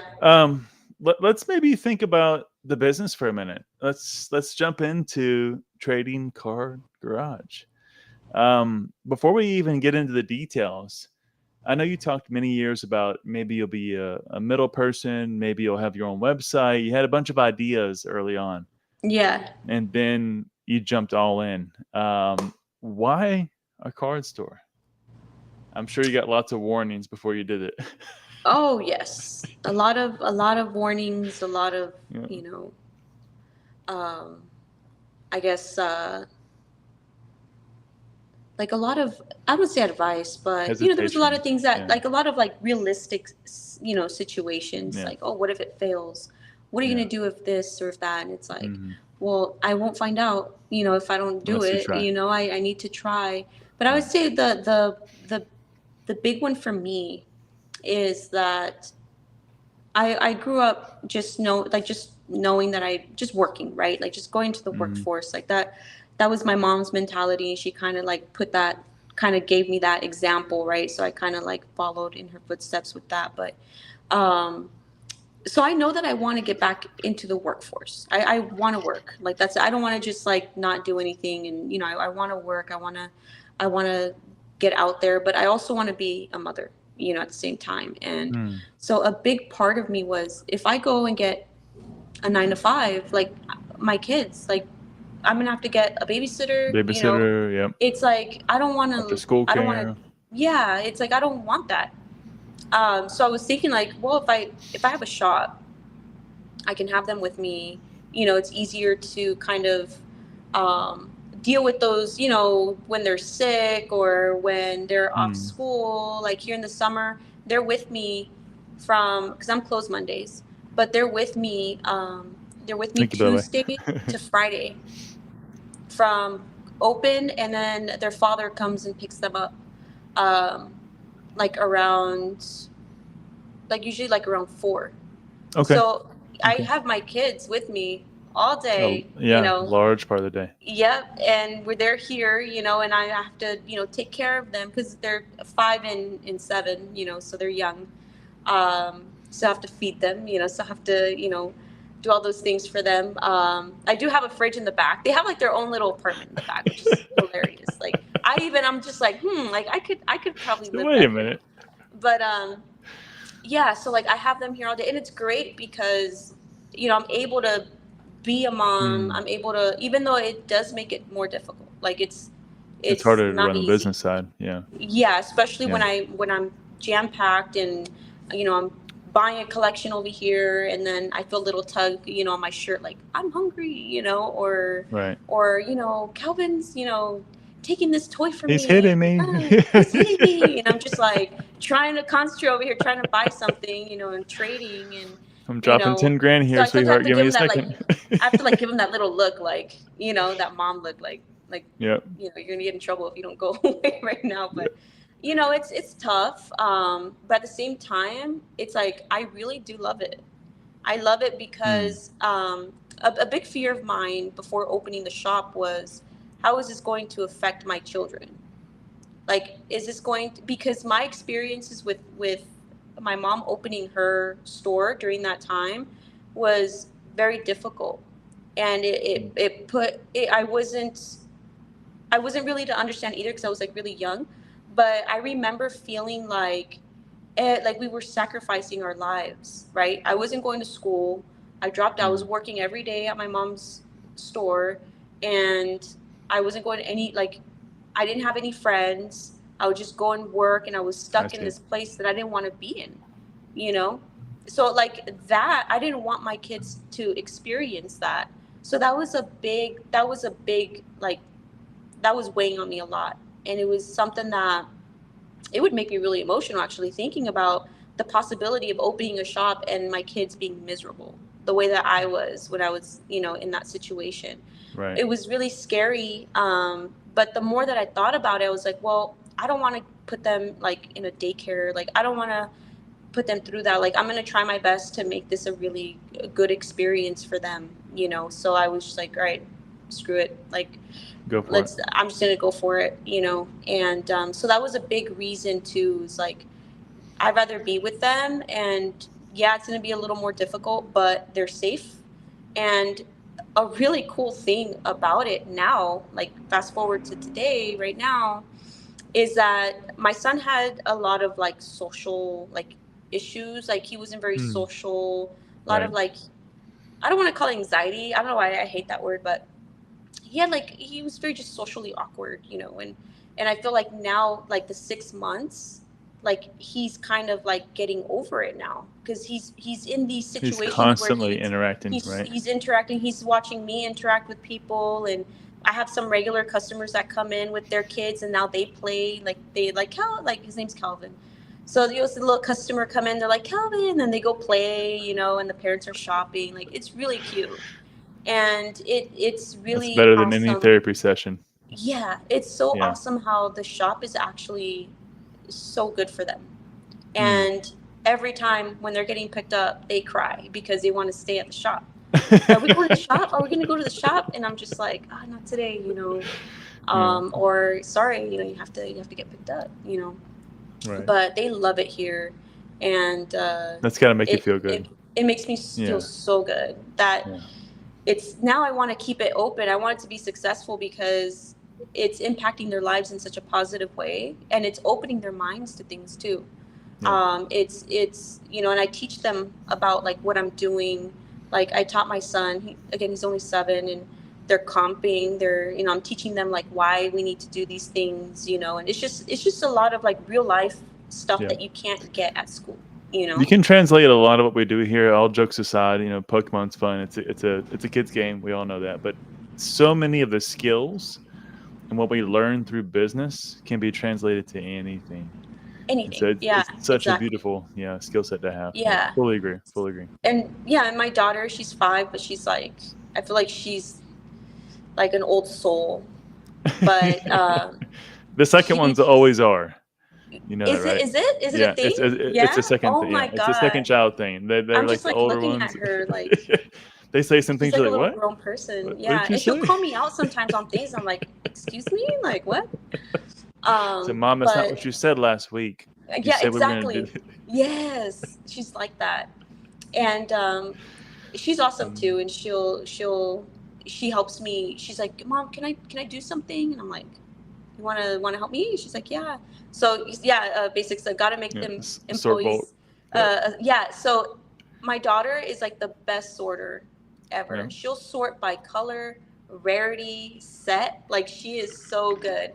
And so now they ask me, oh, if I sort these, can I get a pack?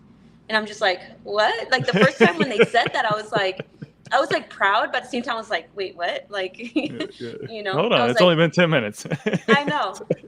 I'm like, yes, we can do that. I will give you a pack if you can sort these cards. So now they just want to sort so that they can get packs.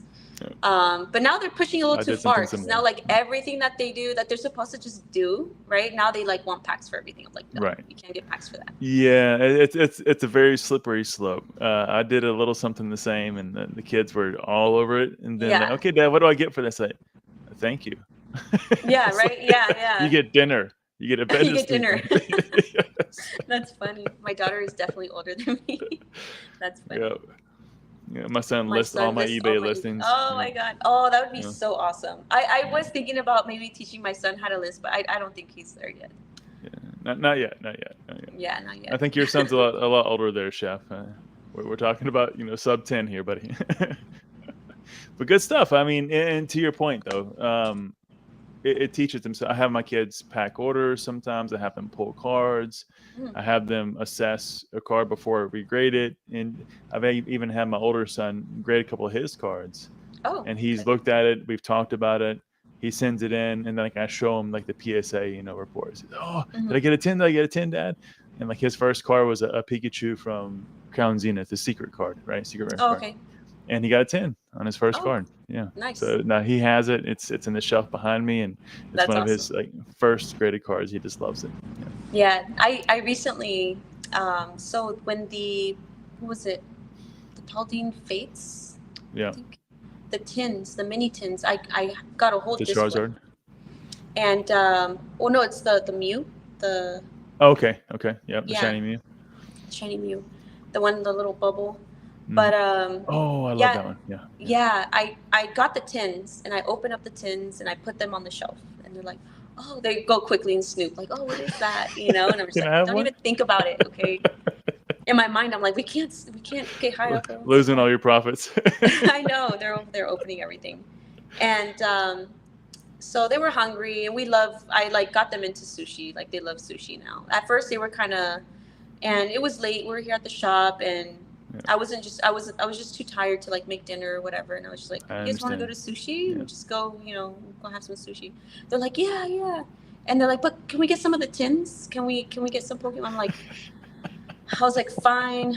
So what I do is when they want stuff, like I'll buy it. Like I'll show them Pay that for it. we're not just taking stuff.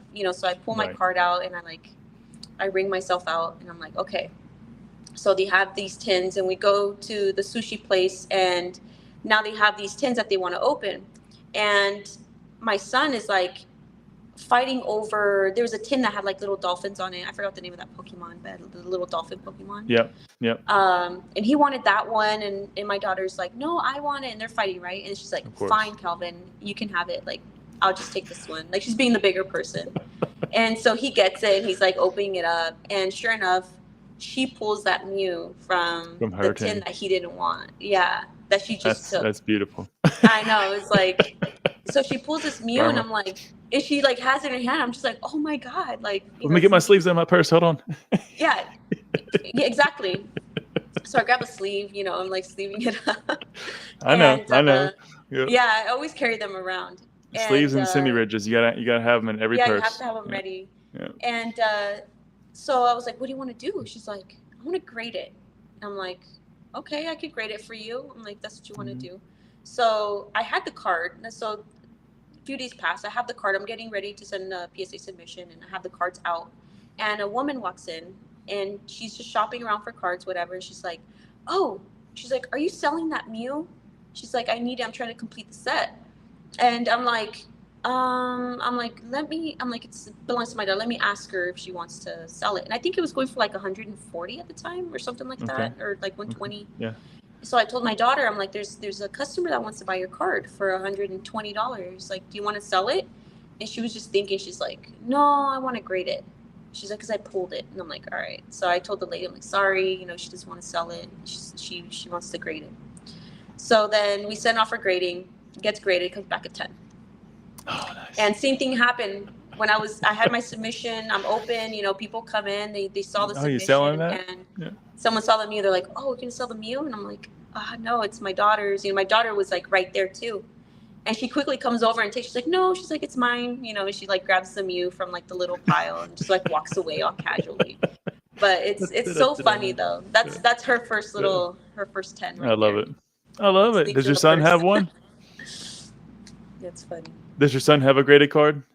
He does. First one? Yeah, he pulled a Charizard. Is it the V-Star? It's like the one where he's like up and then the Mewtwo's like, I forgot. Oh yeah. It's the Japanese one. I forgot the name. Japanese. V-Star Universe. So he pulled that, and so he sent that to get graded, and he got the 10. Got the 10. Nice. As expected for Japanese. Well, Japanese and the friends mom, right? The and the diamond mom. grader mom, right? It's Yeah, like because son, he's we're like, not saying no. he had it in his binder actually, and I was submitting, and he's like, I want to submit a card. He's like, can you check my binder? I should have like had him look at the card though, like to Hmm. show him, Right. but I kind of went through his binder, and I was like, okay, these are the only two that are worth grading because of condition. He's like, all right. He's like, I'll pick that one, and yeah, I came back a 10, so he's happy Okay. about that. Yeah, it's funny on that point. I'm on the way to school, not now, but when we had school in session, we'd be on the way to school and say, Dad, this one looks like it's a little bit off center, left to right. Can you take a look at it? I would like to grade this one. I said, well, son, grading's like, 13, $14, buddy. So you have to pay for it. I'll do it for you, but you need to pay out of your money. He says, okay, Dad, take a look at this. So I got a stoplight, and I'm like shining the light. So yeah, I don't know. There's a little white dot here, sonny. Look for a different one. So he's like going through his binder, and it's funny you mentioned it that way. But yeah, we did Yeah, something very similar. Yeah. it's kind of cool though, kind of getting them involved, and Oh, they yeah, love but it. there's, They love it's it. more, it's beyond Pokemon for sure. Oh Those yeah. those lessons and experiences. So. I got one more before we continue on. It was we're out here last week, and the car needed to be washed. It's way past due. I was gonna do it. Mhm. So I'll go out there and say, all right, boys, let's go ahead and get the car washed. They were going to help me, of course, but let's get the car washed. And the neighborhood kids come over. It's like 3 or 4 neighborhood kids. Mm. And I said, hey, what are you guys doing? I said, we're wash the car. I said, can we help? I said, Yeah, you're like, I'll tell you what, if all of you wash the car and you do a good job, and I'm going to show you what I mean by that. Here's the metrics of which we're going to measure this by. I'll pay you something special. I said, oh, okay. So they washed the car. We talked about how you clean the rims, like the whole thing. They were oh, scrubbing okay, the whole yeah, thing. Yeah, whole thing. Oh did the whole wow. thing. So they did the whole car, and it looked great. We ended up having 7 kids out there cleaning my car. Oh my god. It was Oh wow. hilarious. But I took pictures before and after, and so we paid them out with like I let them pick. So I went into the shop and I said, okay, here we can do which one's your favorite one? So then we do like a deck box, and we did like a pack of cards, and we did like Oh coin, cool. and so kind of built this little package, like this custom package for each person based on what they Oh liked. wow. Yeah. And yeah, handed those out, and they just had a blast. And so they Oh came back the next wow. day and said, hey, can we water your grass for you? Like, no. No, they want to do everything. Yeah, let's slow it down. But Yeah, yeah, that's good stuff. funny. Yeah, That's good cool. times.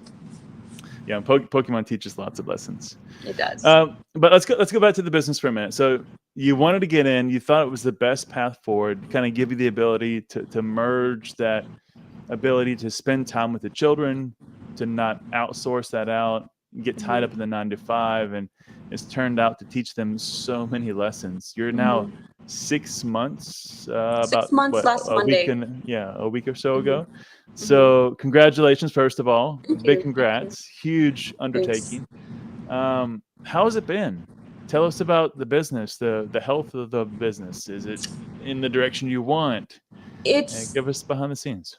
so the business, I feel like I could do more. Like, and that's kind of like what I every day, like I have to kind of just push myself to do more. But the business so far, it's been able to sustain itself. There's no That's crazy good. profits or anything like Okay. that. It's really just enough to sustain Maintaining. itself and put whatever's left over into more product to Right. just Turning. keep turning. And yeah, so that's how it's kind of how it's been. Thank you, Basic. That's how it's been. It's been a grind. It's not like, oh, I have a shop. Like, and I think a big part of it too is because I decided to get this big ass shop. Like, I should have. I don't have regrets. I don't regret it because there's a lot of cool things that I can do now. Having it. You can grow in it. If I could do a do-over though, I would probably go with the smaller space. But I have this now, and I have to kind of, just try to think outside the box and see what I can do to make those bigger profits. To be able to be very profitable. But I think that for right now, for just pretty much me doing everything.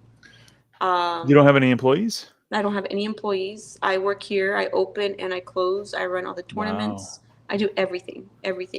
So I think I'm hitting that point though where I can't handle it all anymore because I It's am too getting much. very busy. I sometimes have a shop full of people and it's just me.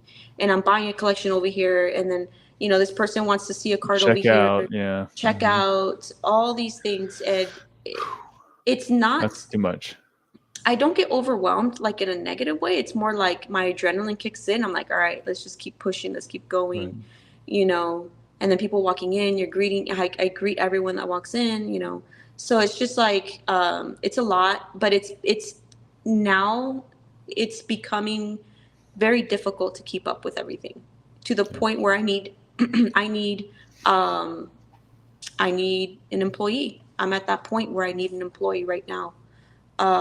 I'll work for MetaZoo Packs. Oh my God. I will pay you a MetaZoo Packs so you can come here. You might as well work for pennies, basic. I mean. Oh my God. But yeah, and it's a good problem to have, It is. It's Yeah. just I feel like because there's been growth, which is also great, but I'm in a critical spot where I need to hire my first person. Yeah. It's a big step. And my sister, Isa, I proposed that position for her. So we're kind of in that process, kind of working out the Okay. bugs to see when she'll start, how many days she can work. But yeah, it's just it's becoming a little crazy to be able to do all those things.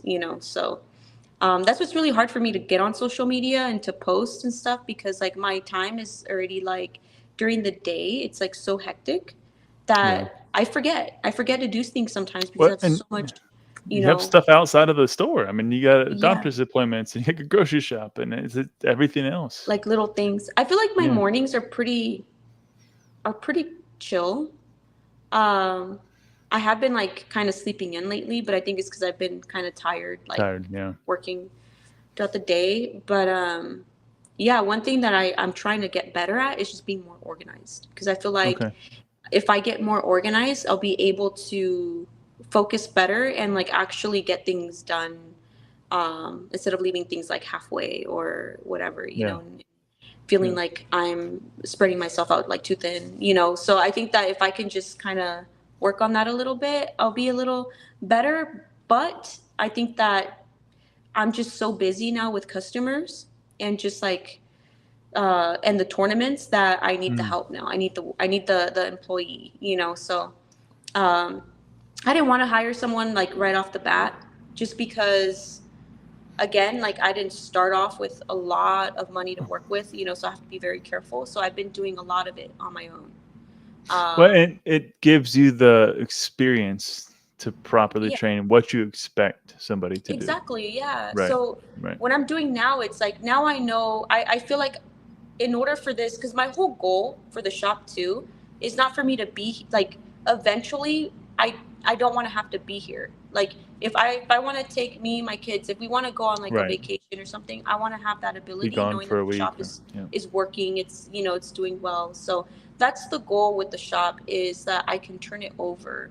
So what I'm doing right now, like I guess the way that I'm going to approach it is like now that I'm going to get my first employee, it's kind of like, okay, she's going to start at that. I guess I don't want to call it a level one, but it'd be like, I guess, level one employee, where it's just like running the register, fixing product, putting Right. product, restocking product Inventory. on the Yep. floor, like little things like that.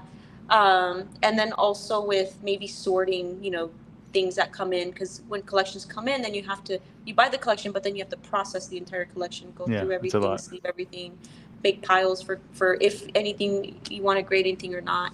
I try not to grade everything because I noticed that there's a lot of shops. When you go into a shop, you Yeah. won't find anything mint. You know, Mm. it's like you'll find a lot of stuff that's already gradable. You'll find I it, see. Yeah. it's gone. So what I try to do is have some of those little gems in there for people to find. I don't have to grade everything, but I do grade the ones that I feel like um, would just, it's just stupid if I Easy twin. didn't. You Yeah. know what I mean? Right. Like I have to, right? Leaving There's a money on the big jump. table.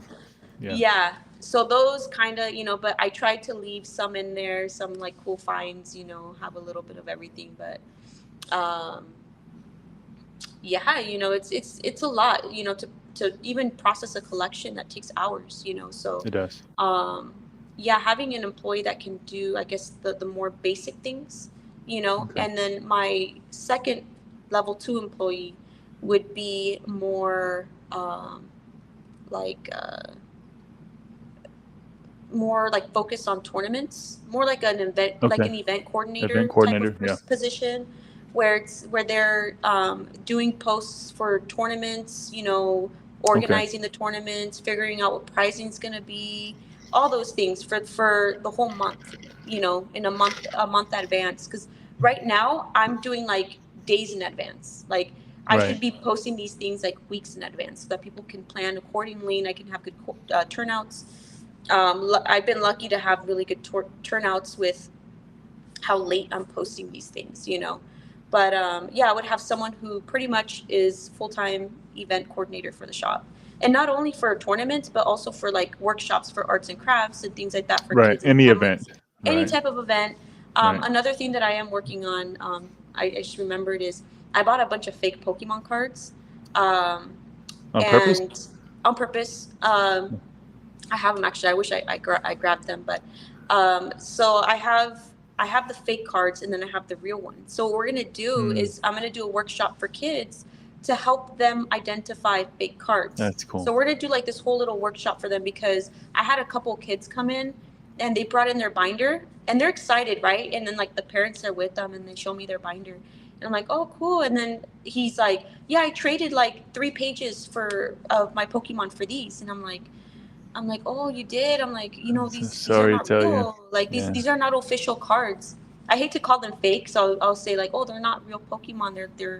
They're just like fun, not official cards. And they're like, they're fake. And I'm like, yeah, they're fake. So, okay, And you pulled it out. I'm Yeah. like, I'm not trying to be all soft, and but they're like, oh, they're fake. And then the parent was like, what? Like they didn't know. And they're like, Yeah. and it's crazy because sometimes like the parents, I could sense that they get like kind of mad at their kid, and it's like, They well, they don't don't know. they Yeah. don't know, you know what I mean? Yeah. So I'm gonna do this whole workshop and I had so when the cards that kid had in his binder, I had some real ones, some singles in here, so I would take those out and I'd grab his. I'm like, I'll have them touch the card, look at the texture, and compare and the backs, and the parents like, oh, thank you so much, like, for teaching him. And they're like telling the kid like, pay attention, what she's saying. And then the parents like intrigued, like trying to like Right. to also learn, so yeah, I bought these cards. So I do have I just need, there's like a couple of the fakes that are where I need to buy like the real single. But yeah, so we're gonna do workshops like that for kids. So the That's cool. organizer would be in charge of, for example, I would say she, because I am trying to be mostly like, I want women to run the shop. Okay. Mainly, I'm not opposed to having a man run, but I just feel like, I don't know, like, I guess, and it's not even like a woman like thing. Like, I'm not even like that, honestly. Like all like feminist stuff, I'm not even like that. I just really like the idea of just like feeling like the kids, it's like that mom feel. Okay, I like see your we're here, point. we're gonna take Yeah. care of you, type of Right. thing. But so I would say he or she, running that position would have to buy these cards, right? Like they would also Be have to very create these knowledgeable. Yeah. workshops and create these events. So that would be like a whole position in itself for that. But those are the things that I'm doing. I'm doing position 1, position 2, and then position 3 would be pretty much buying large collections Okay. and ordering product from different distributors, Yep. Sourcing. even Yep. sourcing locally, because a lot of things like you can't get from distribution. You have Yep. to buy, you have to source it elsewhere, so Yep. that's another thing that I have to do is like I'm trying to source products from other places, local buys, like right now, like I'm looking into buying like Lost Thunder booster boxes, and they're just like boxes from Yep. some Some cool niche ones stuff. where they're not too crazy. I know they're like, that box is like $500 or something right now, but just being able to source these cool sets and stuff like that to have in the shop, it takes time. It takes a It lot does. of time. And Yep. so I want to have someone that is just in charge of, buying large collections and ordering product and pretty much sorting the cards, which ones are going to go to PSA, which ones stay in the shop, just things like that. That's another Right. position. And I feel like the fourth position would be more like, I don't know, maybe more like a manager I'm position, about to say, yeah, higher level. Yeah. a higher level manager. That would be kind of like the position that I would like to have permanently. But at the same time, it's like, Right. well, what if something happens to me, and I need someone to be able to Yep. to To run it. to know how to run the shop and everything. Um, so now when I think of that part, my sister, this is her first, like, gonna be her first job experience. Oh, wow. Okay. She's 23. Okay. My mom's like cooped her up, like she's kept her cooped up a lot. And I think it's because she's like the baby, so my Right. mom's like I understand. having a hard time letting her go. And like, I'm like, Mom, you have to like teach her how to drive. Like she needs to have these Right. skills, it's kind of So, important, She's like, I know, yeah. she gets all like mad. Eventually. Yeah.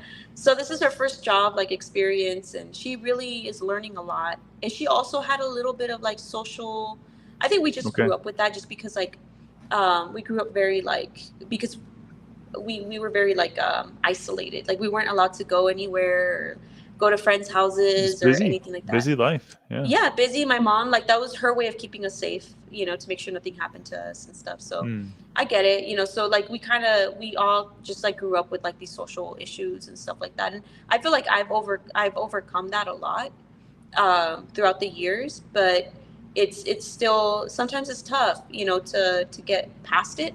But my youngest sister has it really bad, to the point where there was points where she couldn't even order like her own food, like when we would go out At the restaurant. Yeah, Okay. she couldn't even like look at the waiter. She's just like looking down, and she would tell me what she wants, and like we would have to order her. Like that's how bad it was.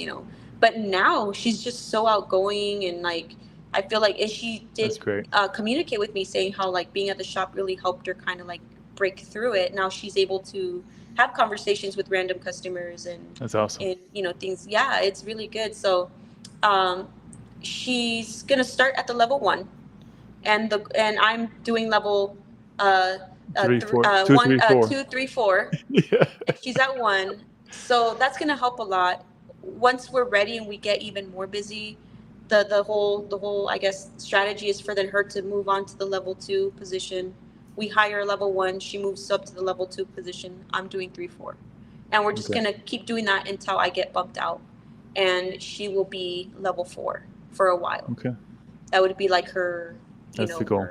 Yeah, that's going to be the goal.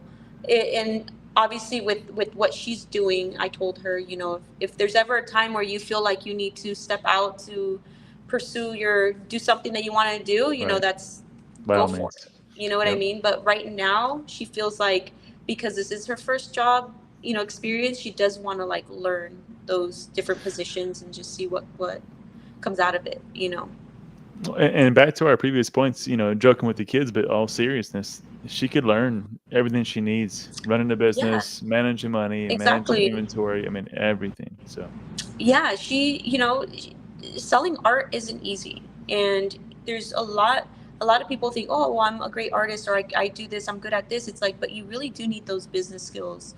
You need that knowledge to really help, sell your product to and she doesn't have those skills, at all. So, I think that this is really going to help her kind of, learn a lot of business things. I'm learning too. Like, honestly, I feel like I don't know. I can sit here and say, you know what? I don't know crap about business. I'm just learning as I'm going, because that's the truth. I didn't go to school for it.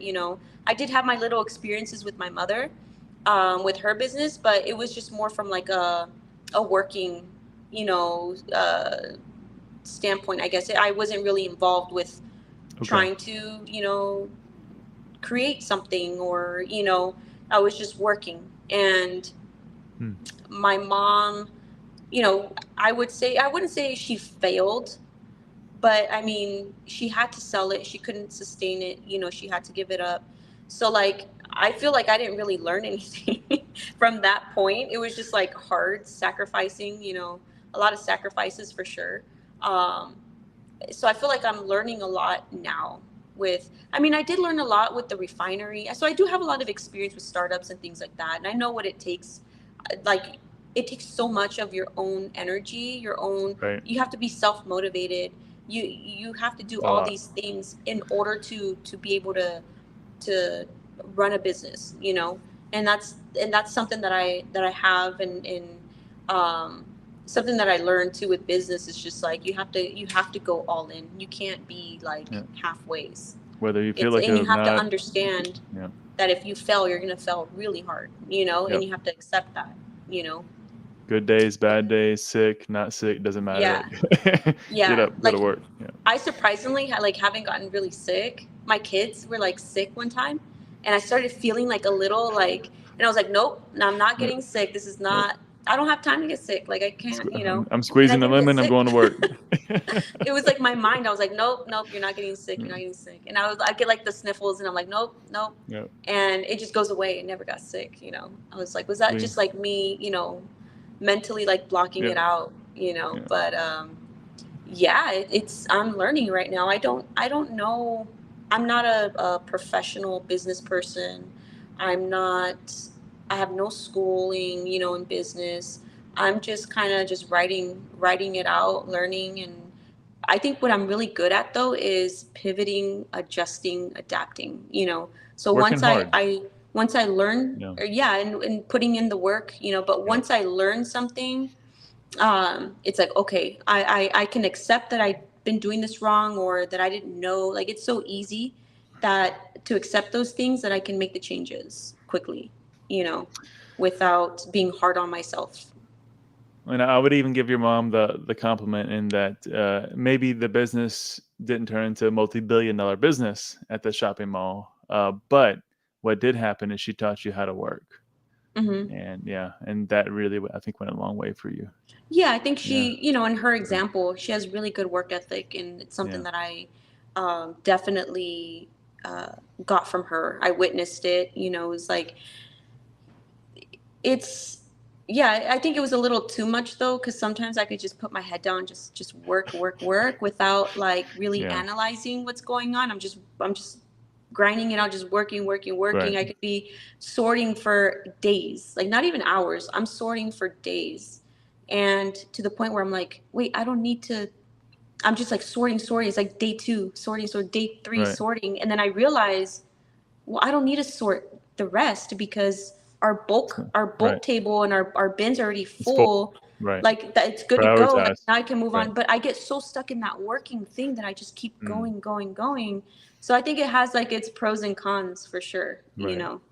It's there when you need it, though. It is about the work ethic. Yeah, fully agree. Yeah, Hmm. just gotta know when to turn it off, shift gears, pivot, move to the next thing. Yeah, which is Yeah. really hard to find. Really hard to find. Yeah.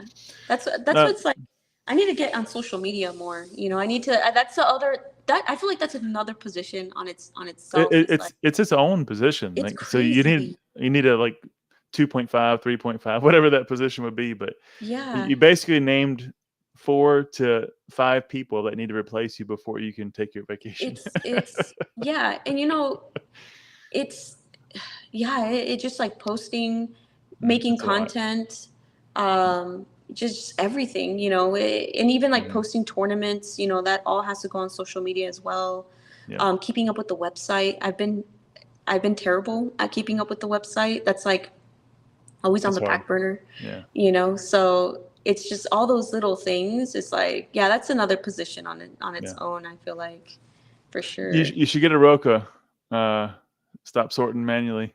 Get Oh, is that yourself a that Roka. machine that sorts for Yeah. you? Yeah. Does it sort everything, or just like Um, Pokemon or Magic? no, they do Magic. They do Yu-Gi-Oh. They have a new version coming out, so it actually does it quite a bit more. It Oh, wow. sorts it's like 10 times faster. I forget the exact amount, but it's quite a bit improved. But Oh, it's not wow. cheap.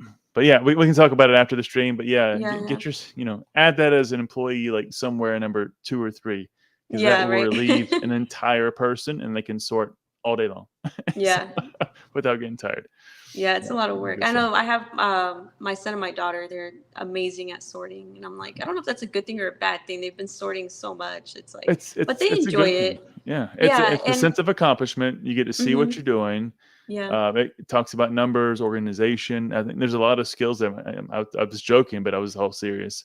My grandmother's been here now for more than a month, and she's been sorting cards. She's been putting together all kinds of packages, and Oh, cool. yeah, she's been just a huge help. And she's like, "Okay, what work do you have for me today?" Yeah, I'm they like, feel "All right." accomplished, like they're yeah. Exactly. She's like, Yeah, "I the don't want to kids sit here love and it. do nothing." Yeah. Yeah. Yeah, Mm. it's like it's nice to see them like off their tablets, and doing Mhm. Oh interactive yeah. things. And Oh yeah. yeah, they enjoy the sorting for sure. Yeah. We're actually I'm doing a Lorcana Kids day, and Oh, we cool. have like 8 kids already, and parents that are they're gonna come in tomorrow, and we're gonna have like a huge little learn to play thing. But no, That's I think awesome. it's really cool to get kids involved in cards. I think there's just a lot of pros to it, in my opinion. I fully Um, agree. Fully yeah, agree. It's but skill. It's yeah, a no, skill we all need. It's just like the back in the day of just using a regular computer. Like you need a skill of using a computer, not just a swipe phone, yeah, tablet, not just like just scrolling all or day. real computer. Hmm. Grandma's favorite Pokemon is Minccino. Minccino. As she sorted the cards, and a little secret here, we have a stack about 50 deep now that Grandma set aside of cards that Oh, she picked out while she was sorting that she wants to keep now. oh, So okay. my You 89-year-old need to get grandmother her is a gonna have her binder. home. Yeah, she's gonna have her own binder when Yeah, she you gotta get her a leaves. binder. Yeah, and that's gonna be her thank you present as she leaves Oh, how cute. the Pokemon business. Yeah. That's cool. And you say uh, you say shop. You have a shop, or you have online, like a online online? shop. Yeah, Okay. yeah, yeah, Okay, cool. See, that's another position right there, because yeah. I'm not online right now because I don't feel like I could handle it right now. Um, It's a full. It's just like, I mean, it's not the same, obviously. Running a brick and mortar is a very different story, but it is a job in itself. yeah, it's It's like a full just time. Yeah. yeah. And I can share a couple of things with you after the stream, and that may help you even just manage a website a little bit differently and manage Okay. your inventory a little differently. So Yeah. if No, I you're interested appreciate and that for happy to sure. share anything on this side Mhm. to help you on that side. Yeah, Yeah, yeah. good No, stuff. the online thing, it's just like, oh It's a man, like lot. do I have it to tackle this, on top of everything? No, so I'm going But home. Let's go get some sushi and some put it on sushi. some slabs. Yeah. Um, talk to me about what you sell though, Ivy, because we've talked about graded cards. We talked about Lorcana. I've seen other things in the store. I've seen some MetaZoo, some other stuff. So is it everything from raw to graded to Yeah, it's sealed? all like new product, Okay. fun stuff, a little bit of Funko, Okay. sealed product, puzzles, like cute Okay. little puzzles Games and and stuff. Okay. games. We do like Pokemon, like model kits, just like some fun stuff. Oh, cool. Okay. And then your singles, vintage, modern, everything in Okay. between, pretty much. Um, and for Pokemon, and then I do have a little bit of like other things, like a little bit of Magic here, a little bit of Okay. Yu-Gi-Oh, a little bit of One Piece. I just got One Piece in. Okay. One Piece has been Okay. so difficult to get. Like, Really? Okay. yeah, like I talked Even to at distributor. Distro. Yeah. I talked to Distro, and they pretty much said like, yeah, like you're not gonna get any product because you're a new account. You're not established at all. Like, you're not getting anything. I'm like, oh, okay, great. Guess Thank I'm not you. gonna have Yeah. One Piece. But I've been getting a few little singles that people like selling. So I've been buying some singles. At least I'm in there. Okay. And then I just got some boxes. I'm looking at them right now. The which one is it? Wing? Is it the wing of? It's like the set 6 or something. That was So I'm OSP like 6. really Yeah. late, in the game, but I do have a little bit in there. Um, and MetaZoo, I do have MetaZoo in here. A little splash of Okay. MetaZoo. I've I've been getting like I've been having like different feelings about MetaZoo, just because of like, not right now, but like when they were going through their whole process and stuff. Right. And at some points I would like get really mad, and I'm like, I'm taking all the MetaZoo out, but then I'm like, no, but I really like MetaZoo. Like, I truly like MetaZoo, so I would leave it in here. So I'm like, all right, MetaZoo could stay. Like, they could have their spot in here. But before it went down, though, like, I had a whole case. I had a whole Oh, side really? case, just MetaZoo stuff. Wow. Like, all MetaZoo. It had all the sets, everything. And but I ended up selling it at the 2 card shows ago. I ended up selling most of my Medizu. Okay. Yeah, so I still have the only set that I have in here right now is the Kuromi, and it's actually doing really well. People love it, and they don't call it Medizu. They don't even know what it is. They're just like, oh, Kuromi, like, Making some cool let me get some cards. packs of Kuromi. Yeah. Yeah. So that's really cool. At least it's moving here. It doesn't move very fast, but it's like a little thing that people just grab, and have. So it just adds, a different card game. There are some card games that I'm not like Dragon Ball. Like I like it and stuff, but I have to also, again, I have to be careful where I'm throwing money at. I have to what kind of be moves careful doesn't with that. move. Yeah. So I carry that, and I carry obviously a lot of Lorcana. And then for Lorcana, I'm actually I told myself I'm gonna be the #1 Lorcana shop in Vegas, and so far that's what I am. Wow. I have the biggest Lorcana single selection in the city. I have all, Congrats. I try to just stay stocked.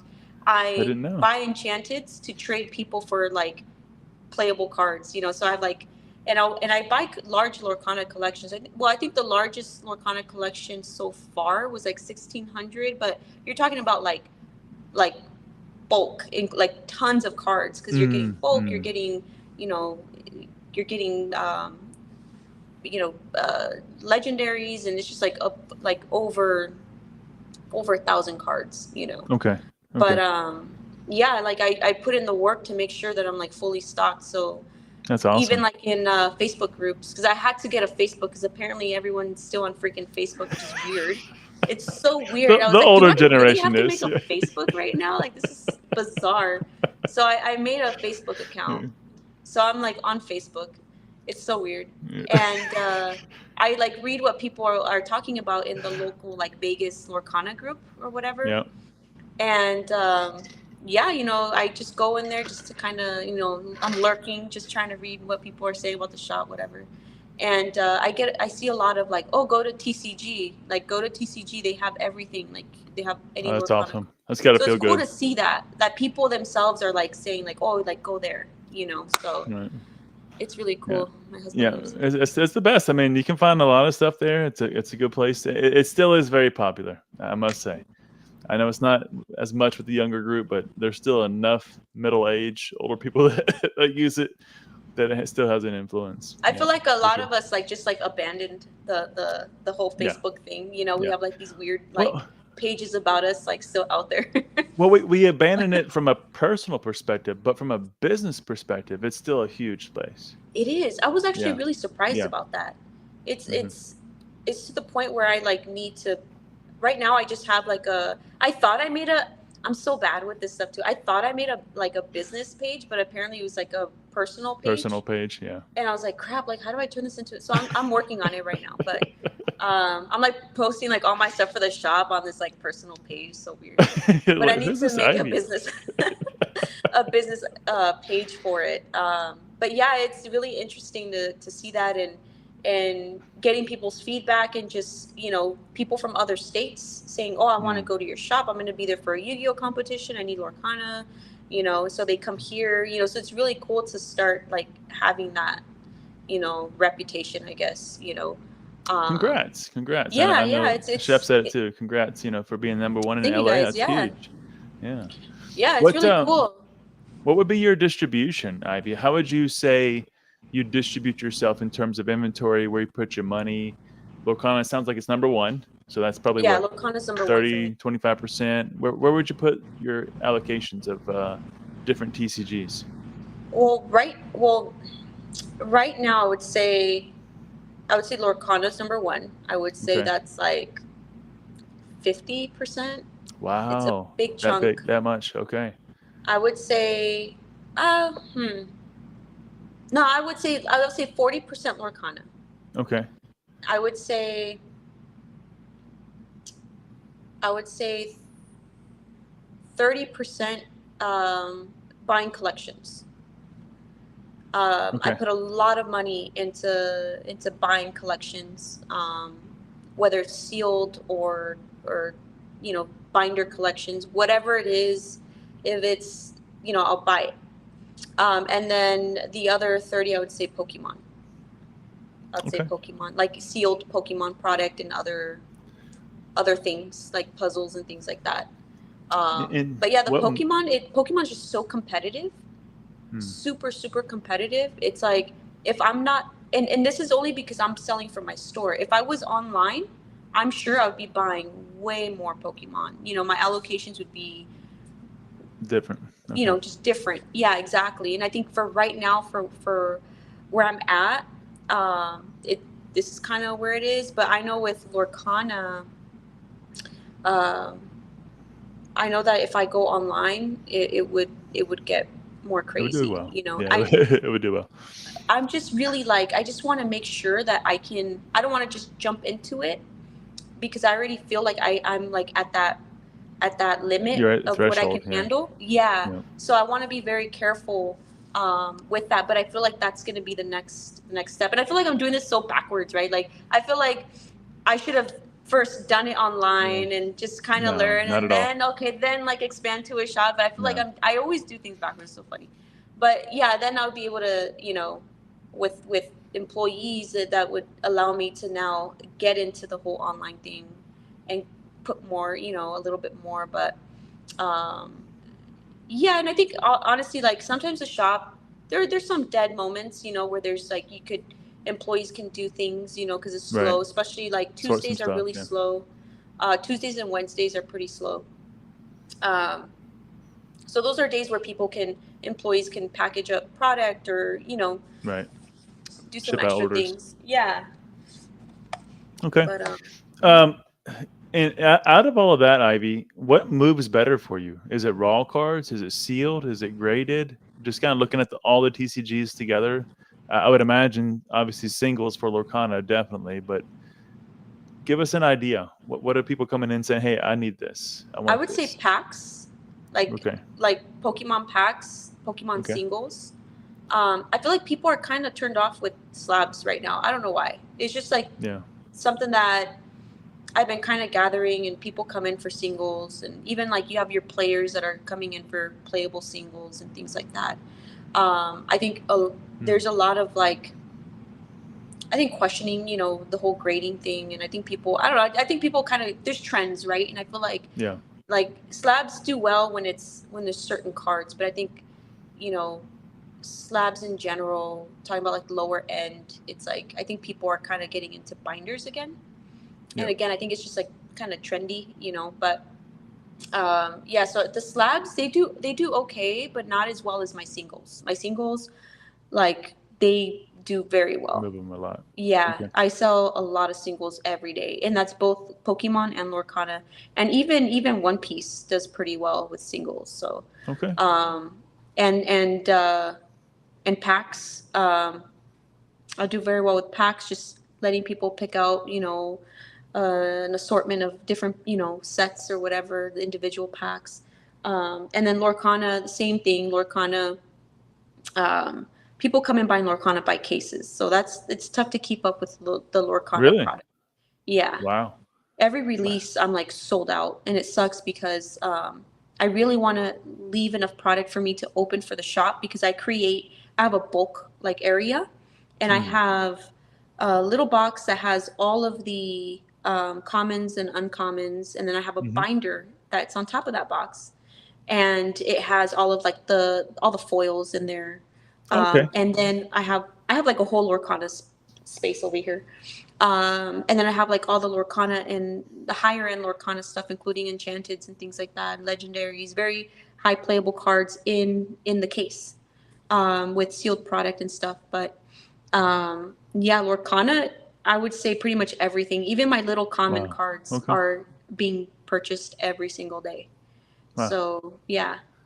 I've heard some rumors, but you don't typically see it as much online, or at least you don't hear about it as much as you do with in stores. I've heard in stores say it over and over and over again. Lorcana's big. Lorcana's big. Yeah. Yeah. Lorcana, especially with release, like even the Lorcana market is scary, because it's so spiky. Like it's very volatile. Even before the set comes out, these cards, the pre-orders for these singles on TCG Player is ridiculous. In this card, people are paying like $20, and then once it comes out, you know, a week or two later, it's like $1. You know, it's ridiculous. Yeah, typical And trends. Yeah, not gonna lie, like I've been tempted to do pre-orders on TCG Player and stuff like that, but I don't know. Like it's just that's not really like just dealing with the returns, because I've heard that a lot of people end up returning cards because they realize that they overpaid. They realize that, or not that they right. overpaid, but that the market just wasn't. They You bought know, into hype. Yeah, it's hyped, yeah, and it's just like I don't want to deal with that, and it's like, do I really want to like take advantage of people like that? You know, it's just weird. It's so weird. So what I do is during release, I actually don't buy any new Lorcana during release, because I interesting. don't feel like it's fair for the because like people are like, oh, what would you give me for this? And it's like $400 for a card, and then you have another sell that's like $200.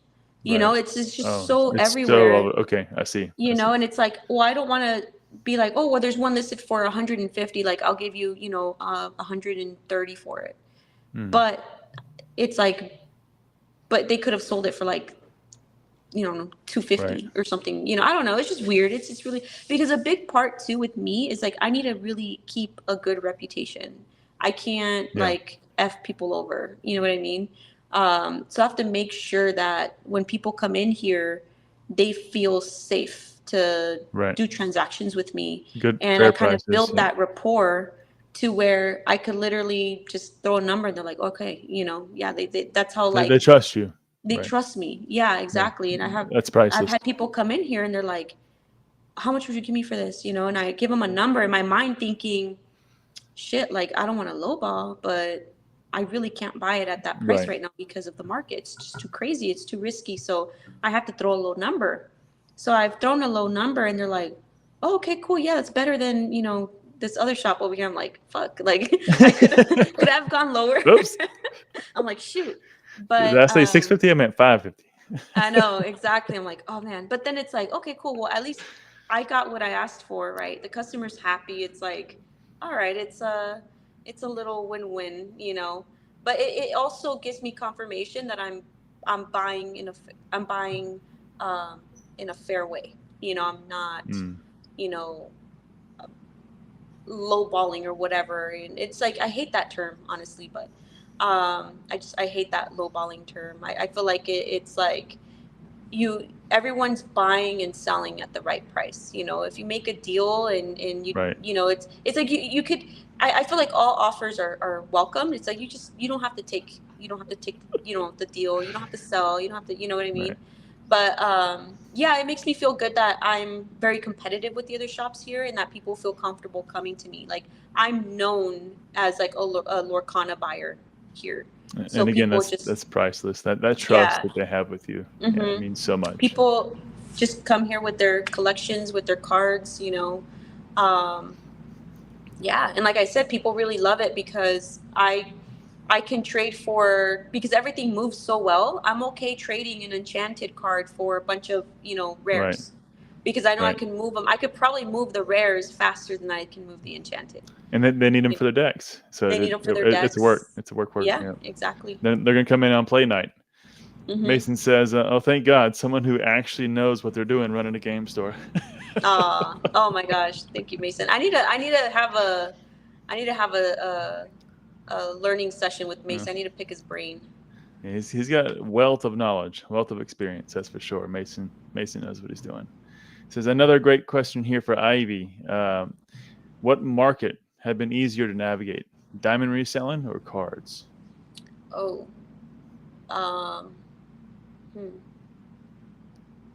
I would say cards. Cards is easier. Yeah. Is it more stable? With diamonds, it's just a whole different thing. There's like a thing called a wrap report, and like it's just diamonds are just something else. It's you have to have like a good hunch, if that makes sense. Like when you're dealing with diamonds and stuff, it's a little more gray than cards. It's more, you have your trends, you have, comps and things like that. And with diamonds, is most of the diamond, in the diamond industry, a lot of it's done privately. There's all of my sales in the diamond have been private sales, you know, or you go to a lot of these diamond conventions, because there are like, you know, just like card conventions, you have a diamond, you have a pawn, I think it was like a pawn store or pawn convention or something, where the people attending are pawn owners, Pawn so like shops, owners right. from pawn shops and stuff like that. So like you have a lot of diamond companies that are trying to provide services for these people and stuff like that. And there's a lot of diamond buyers there too, because there's the people that are in the pawn industry have like very expensive jewelry, or have, you know, so you have all these buyers everywhere. And a lot of those transactions are cash, so they're not reported. You don't have comps, you know, with diamonds and in cards. You do have comps. So yeah, within the diamond industry is definitely more difficult to navigate. Yeah, I would say the cards for sure is easier. Yeah, if you don't have comps, you can't see what's happening. You have to have a Yeah, pulse on the you're market. pretty much dealing blind in with the dark. this. Yeah. No thanks. It's kind of like Lorcana. Max Wolf says, back to your previous point, you know, that shows a lot about your character, Ivy. You know, trying to make sure you have a good store, it's fair, good prices. Yeah, it says a lot. Yeah, for sure. Tell me about your location. Do you feel good about it? I know the store size, you said you might change. Now that you've been there for 6 months, do you like the location? I love the location. I love the space. As you can see, like I have super high ceilings. Yeah. It's really big. It's a square shape. I was really like, I don't know, the shape was like a big thing for me for some reason. I'm not like OCD or anything, but like a lot of the spaces that I was finding were very narrow, very like just this narrow little sliver, you know, and I couldn't really picture the shop in these spaces. Like I felt like I needed something more like square shape. It didn't have to be big, but more, you know, where I could have, you know, play space over here, in the front, right, and retail over here, just whatever my vision was. And so the space itself, I love it. And honestly, I got lucky because I didn't even like study like areas or anything like that. I was just looking for a cool spot, like a nice spot. Yeah, that just felt right. You know, I'll just go with like my gut feeling, like, oh yeah, this feels great. Okay, you know, without doing any freaking. Oh my, I'm so bad. That's so bad of me. Like I'm just like, I feel like I'm so lucky sometimes, and I just happen to get a spot where it's somewhat central to Vegas, because you have in the north, you have North Town or North Las Vegas, which is like older part of Vegas. Like a historical I would say like area. more, you know, hood, you know, in the hood type of stuff. I mean, now they're building like newer houses back, like leading towards the mountains, because Vegas is pretty much like in a bowl, and we're just surrounded by a bunch of mountains, so we can't really go past that, and we're kind of on some edges, or it's already hitting the mountains where they can't do any more construction. So Vegas is kind of, North Town is kind of expanded a little bit more, but in the north you have North Las Vegas. Obviously in the center you have, you know, you have Vegas in the center, North Las Vegas. Then you have like the east side of Vegas, and you have like Henderson down here. Okay. And then on this part over here you have they call it like Mountain's Edge. And then on the west you have Summerlin. You're in the middle? So I am like right here. Okay. So I'm like kind of centered. I'm more on the west side. I'm more south, I guess. I'm not like central, but I'm more south. But I'm closer to the Summerlin area, and there's not a lot of I think I'm the closest shop to the Summerlin area. Actually, there's no other card shops in that area. And you got probably a lot of families and family homes. It's a lot of Summerlin is like your bougie, you know, little area, you know. Okay. It was you have like a lot of, you know, rich neighborhoods and stuff, and I'm actually right across the street from a huge country club where there's like $1 million homes and stuff. Like it's crazy. Like I'm like, how did I even end up with this location? Like this is so funny. But yeah, I just got lucky. You know, I just got lucky. Because it was a pet store before. It was a pet store. Yeah. When I walked in the first time, like I didn't know, I'd never had allergies in my life.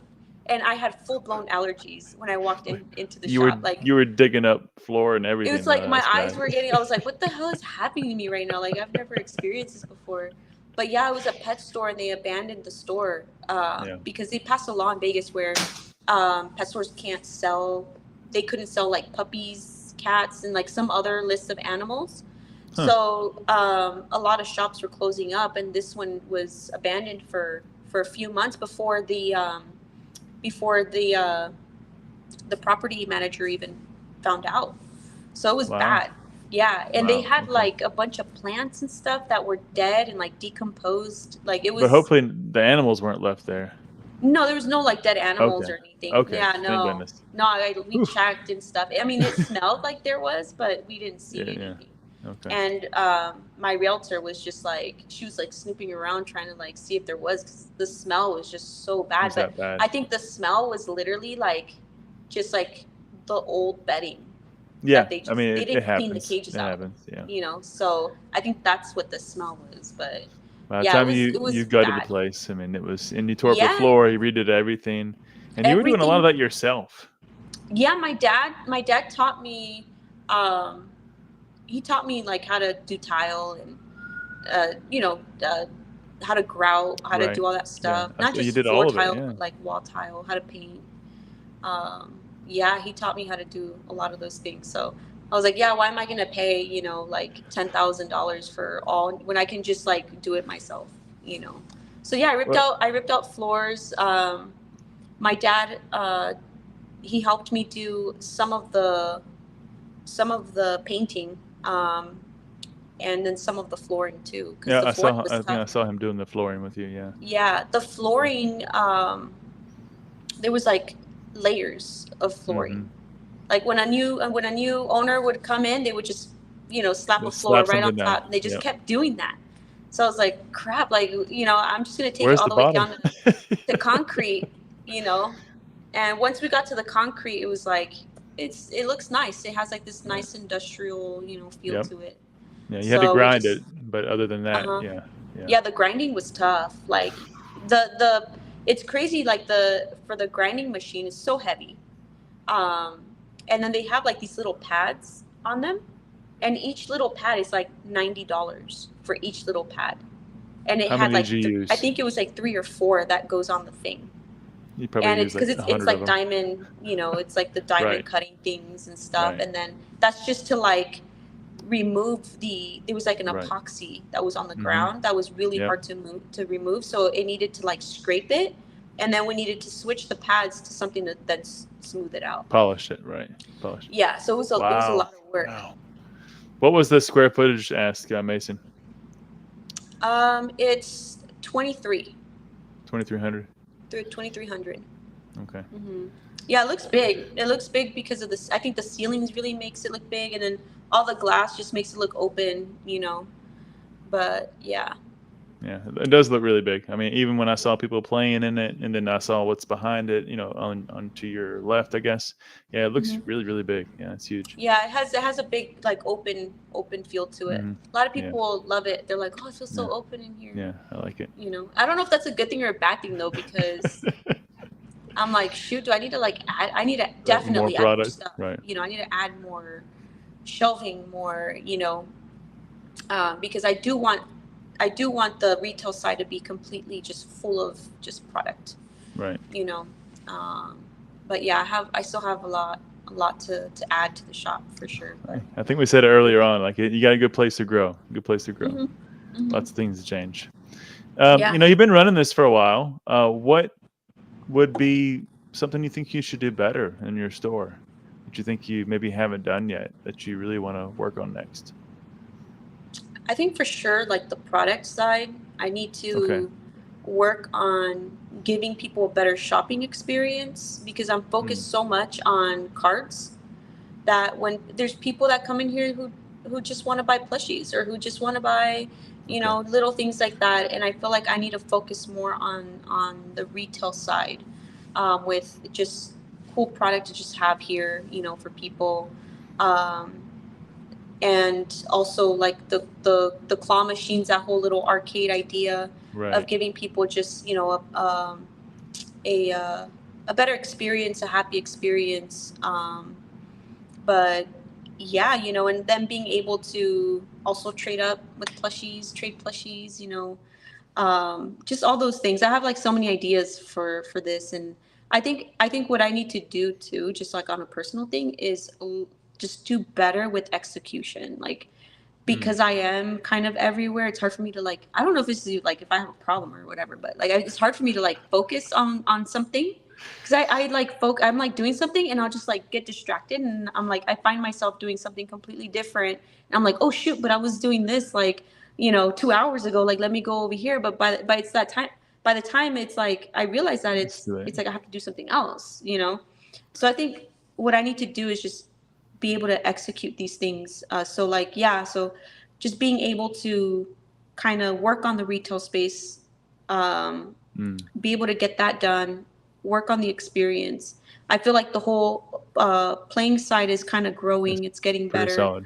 Yeah. I even have a Pokemon group that's in here. They're growing too as a community. They started off as like 4 people, and now they're like at 15. So they're just, Congrats. That's yeah, they're huge. just snowballing. Yeah. So yeah, I feel like what I'm gonna focus on is this retail spot. Okay. So yeah, that's like my Well, next project, I guess. I think there was one time you said something along the lines of, "I love starting things, but I'm not good at finishing them."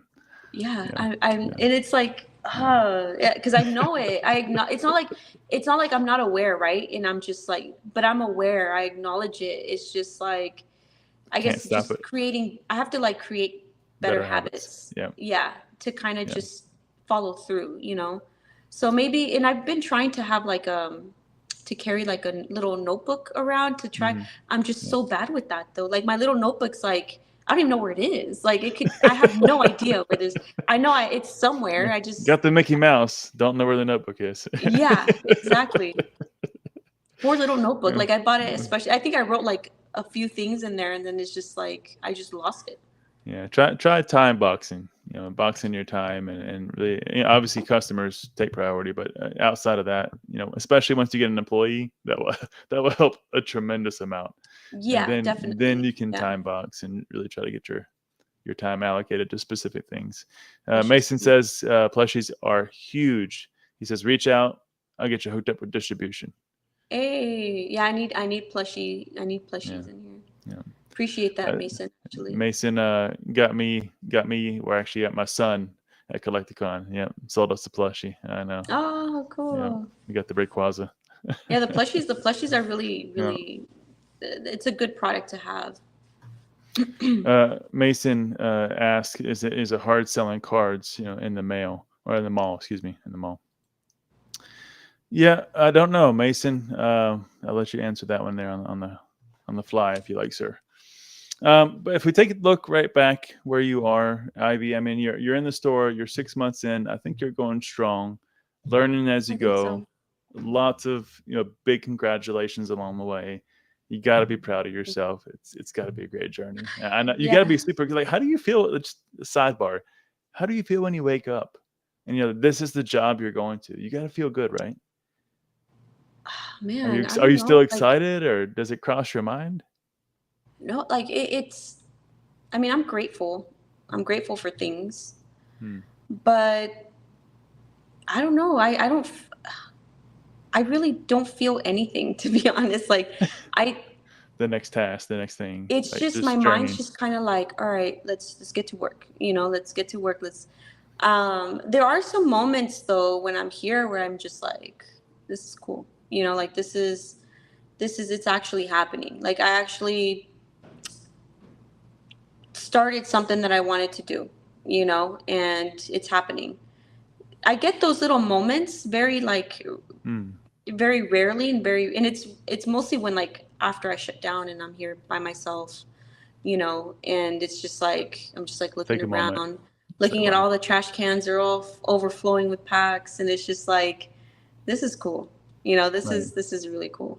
Just knowing that these people took the time out of their lives that wanted to hang out here, this place that that I have, so I do have those moments. Waking up every morning though, it's more like, all right, let's get up, let's go, Next thing, yeah. But yeah, I do have those moments, and it's usually when I'm alone at night, just staring at everything. Yeah, time to close, and you're looking at the huge area of what you have to do and clean up. Yeah, I just wonder because you wake up sometimes, and we're, to your point, we're so busy in the rat race, but sometimes we forget just to look at what you're doing and say, "Wow, this is what I get to go to," instead of that 9 to 5, instead of that X, Y, or Z job that I hated years ago. It's this now, and it's something you hopefully enjoy, hopefully thoroughly enjoy. Yeah, I enjoy it, and again, it's like really cool to see my kids like just like run in here. They'll run in and they'll switch the lights on. You hear the lights pop on. It's cool. It's really cool. You should record some of that. Yeah, for yourself. That's really cute. And they get upset. They're like, "Oh, I was supposed to turn on the light." Like they fight over who gets to turn on the lights. It's really cute, and those are the little moments that I kind of soak in. I soak in, and it's just like it's really nice, for sure. I see your comment there, Thrifty. Sorry about that. Yeah, I was reading Mason, and I said Mason, but yeah, I see you. Don't worry, I'm not confusing you. I got you. Born in California, moved to LA when you were about 7-ish, right? So that's about where you got out there. You got 2 sisters. Mom and dad still around, right? They're around. So they're close by. Are you also close? I know there was at some point you were even ripping some packs with your sister and your mom, and you were showing off some hits that you got while ripping some packs doing a pack battle. Are you guys still close? You still hang out? What's that like? Yeah. I would say I'm very like. I would say I'm like more of a private person. Like Okay. I mean, we do hang out like in those during those like holidays or like family things, someone's birthday or something like that. But it's not really like we hang out all the time. Actually, when I moved back so when I was opening packs with my mom, that's when I moved back to Vegas from New Jersey. So okay. Me and the kids, we lived at my mom's during that time, and then COVID hit. So we were stuck. We were stuck at mom's for, the whole COVID time. So that's when we were opening packs together and just kind of just enjoying cards and stuff like that. And my mom, though, she made some little moves. She made some little investment moves. But did she? she bought a few boxes of Evolutions when it was at 125. Oh wow. She's like in like her broken English and some Spanish. She's like, Mija, she's like, how much are those boxes? And I'm like, 125. She's like, oh, can you help me buy like 3? And I'm like, okay. So yeah, she has, they're like 700 right now, 600. She still has them? But she has them. She gave me one for my birthday. But she still has them. So it was cool. That's so cool.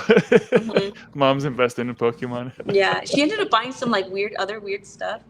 She ended up buying some like Star Wars box, like a booster box. And it's like these little cards that come with dice and stuff. I don't know, like I've never opened those before. No. But she's like, here, like put these in your store. And I'm like, where'd you get these from? Like these are from like 2018. Like you had them that long. She's like, yeah. I'm like, so random, Mom. But yeah, she's funny. Yeah. So your mom still lives close by, and your sisters as well? Yeah, they live in Vegas. They live in the northern Vegas side. Yeah. Okay. Okay. Yep. Okay. And does your dad still stay in Vegas, or? He does. Okay. Yeah, my dad's in Henderson, so he's in the Henderson area. So good. At least the family's all there. You can say, hey, need a babysitter, whatever the case may be. And it's nice. Yeah, it's definitely nice. To have little backups, and my sister too. Like she's I see her more often because she comes to the shop, and she's working Thursdays, Fridays, and Saturdays now. And it's a little like blotchy because I haven't put her on payroll yet, but that's what we're kind of discussing right now. Because I'm like, since this is her first job, and I just want to make sure she takes it seriously, especially working with family, sometimes you can have those weird, you know what I mean? So I want to make sure that she knows where I'm at and what you know, what she needs to bring to the table, and so I want to make sure before I put her on payroll that she pretty much agrees to the days, and the Right. times, and she follows through. So that's kind of like Nothing, where we're at. But yeah, nothing like restricting pay from your sister to make sure. I know.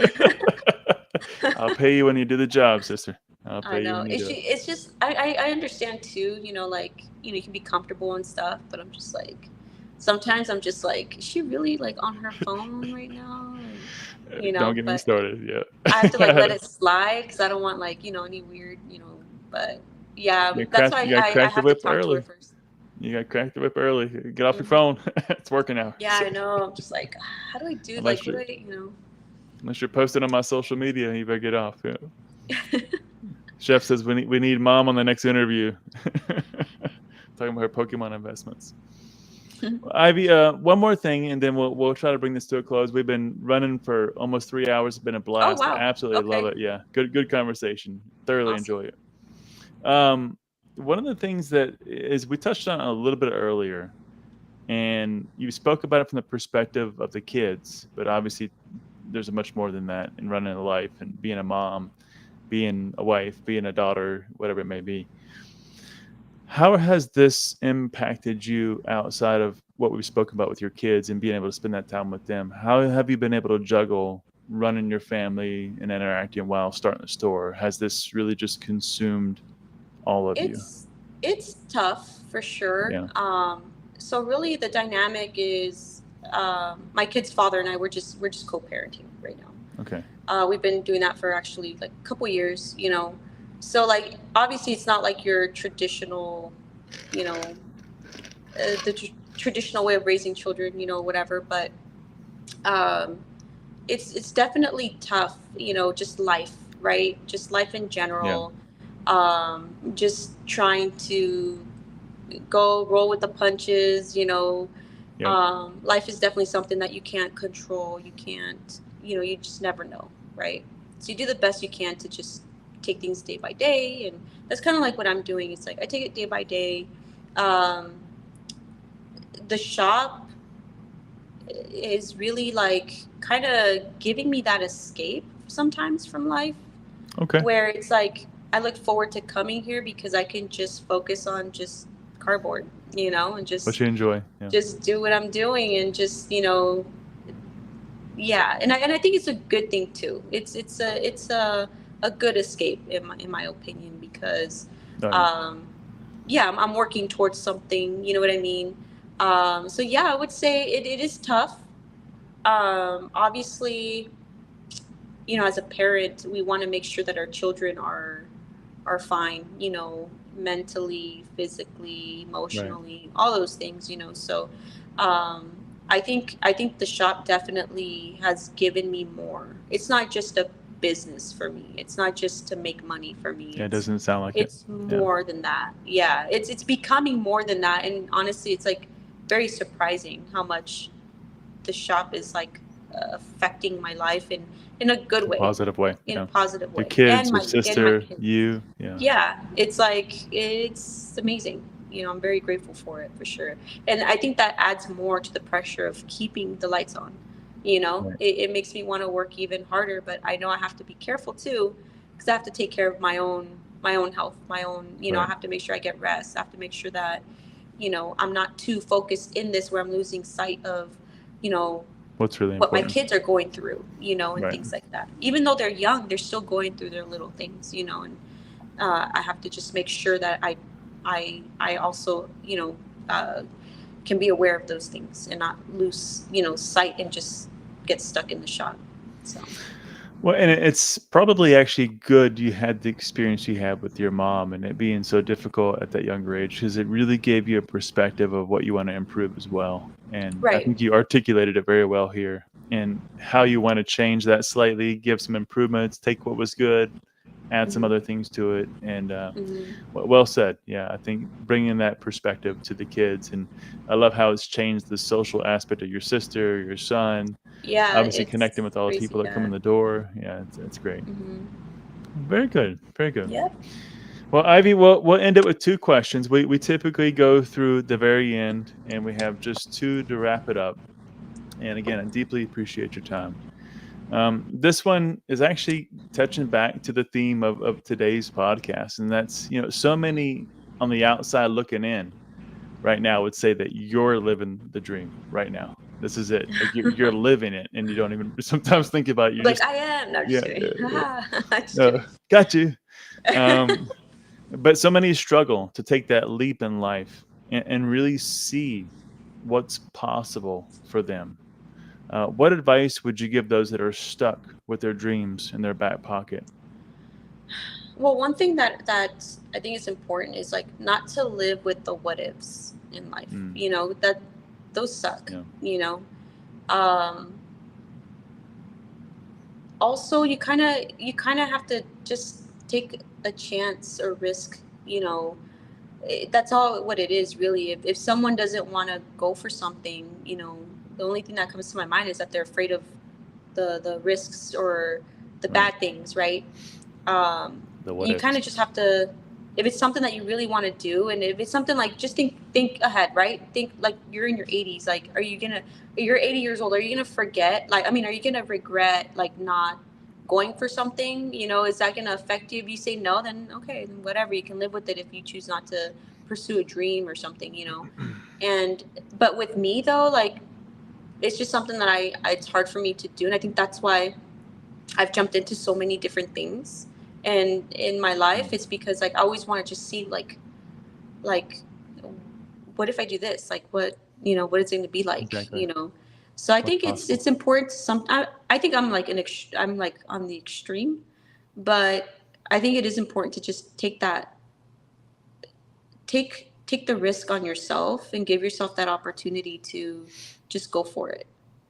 Go for it and just see what happens. See what happens, as long as no one's getting hurt, right? No one's getting hurt. Right. You're not gonna be on the street or whatever. Like, you have to obviously like analyze those things, but yeah, just take risks on yourself, and your abilities, because sometimes, like, I think that's a big thing too, is where people don't they probably don't have the confidence in themselves when they have it. They Very just don't true. give themselves that opportunity to go for it. Yeah. That's Back to your point when we mentioned about opening the store, you say, "Well, I won't know unless I try." Right. So I yeah, have to try. yeah. Right. I won't know unless Yeah. I try. So we're trying. We're right now. I'm reading the pages of the book as it's happening. Right. I don't know what's at the end of the book, but we'll find out. Right. It changes We'll as you see. go. Yeah, it And yeah, does. Ricky hit the nail on the head here. Fear kills more dreams than failure. Yeah, Yeah, ever will. exactly. Yeah. Very true. Well, dear, we have one last one, and this is what we always end with for all of our guests, and that is one day we're going to leave the hobby. We're going to leave all of this behind that we've done, created, interacted with. What legacy do you hope that you leave behind when you're gone? Hmm. I would say, man, honestly, I don't care to leave back a legacy.